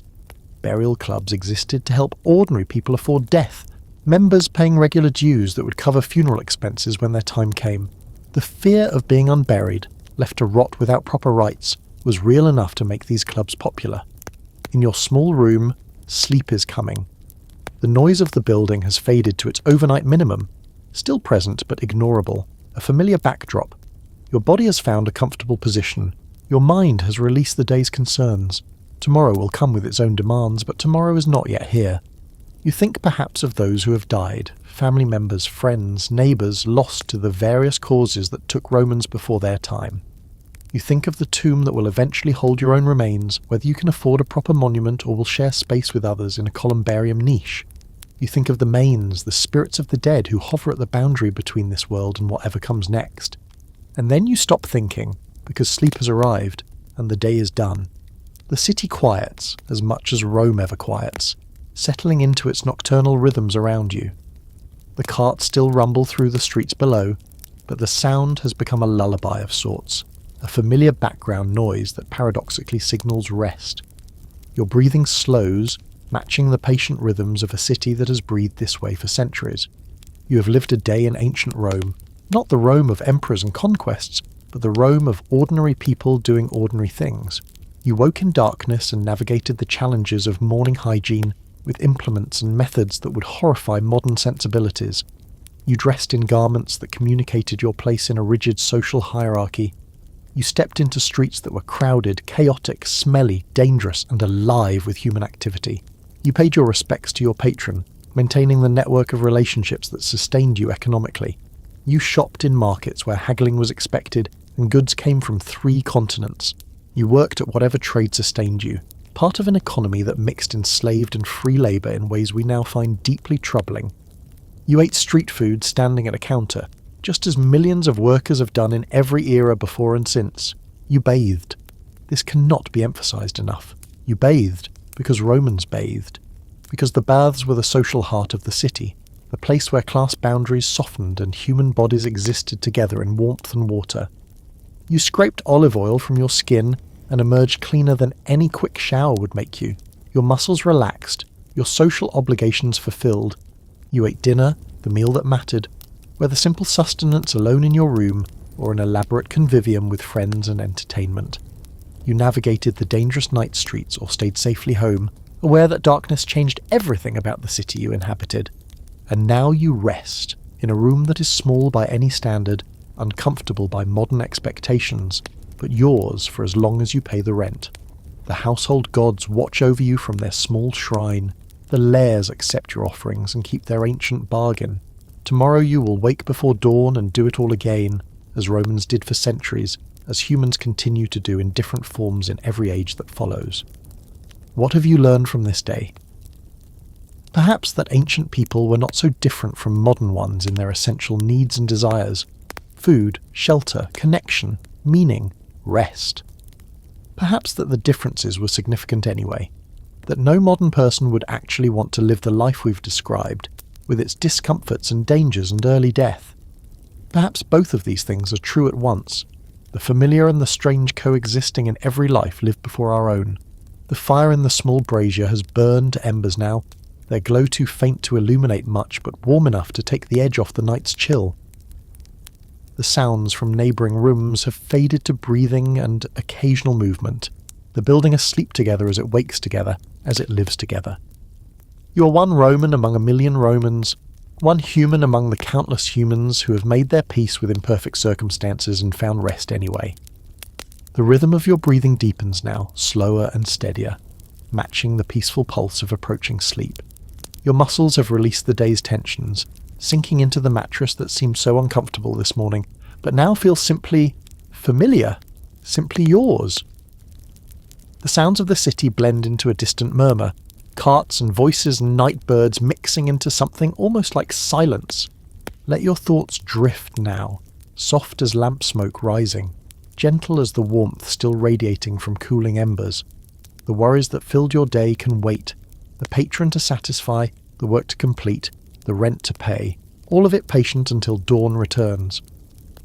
For now there is only this quiet room, this thin blanket, this darkness that holds you like the earth holds seeds through winter. The stars wheel overhead, the same stars that watched over this city when it was 7 hills and shepherds, the same stars that will watch when the forum crumbles and the aqueducts fail. You are small beneath them, brief beneath them, but you are here, alive, breathing, resting. That is enough. That has always been enough. Sleep now. Sleep as Romans slept, as humans have always slept, trusting the night to pass and the morning to come. The lairs keep watch, The walls hold steady. The city breathes around you, vast and ancient and somehow, in this moment, gentle. Tomorrow is a long way off, and right now there is nothing you need to do. Nowhere you need to be. No one you need to become. Just rest. Just breathe. Just let the quiet wrap around you like a soft woolen cloak, warm and heavy and safe. You have done enough today. You have been enough today. Now let the darkness hold you and drift away.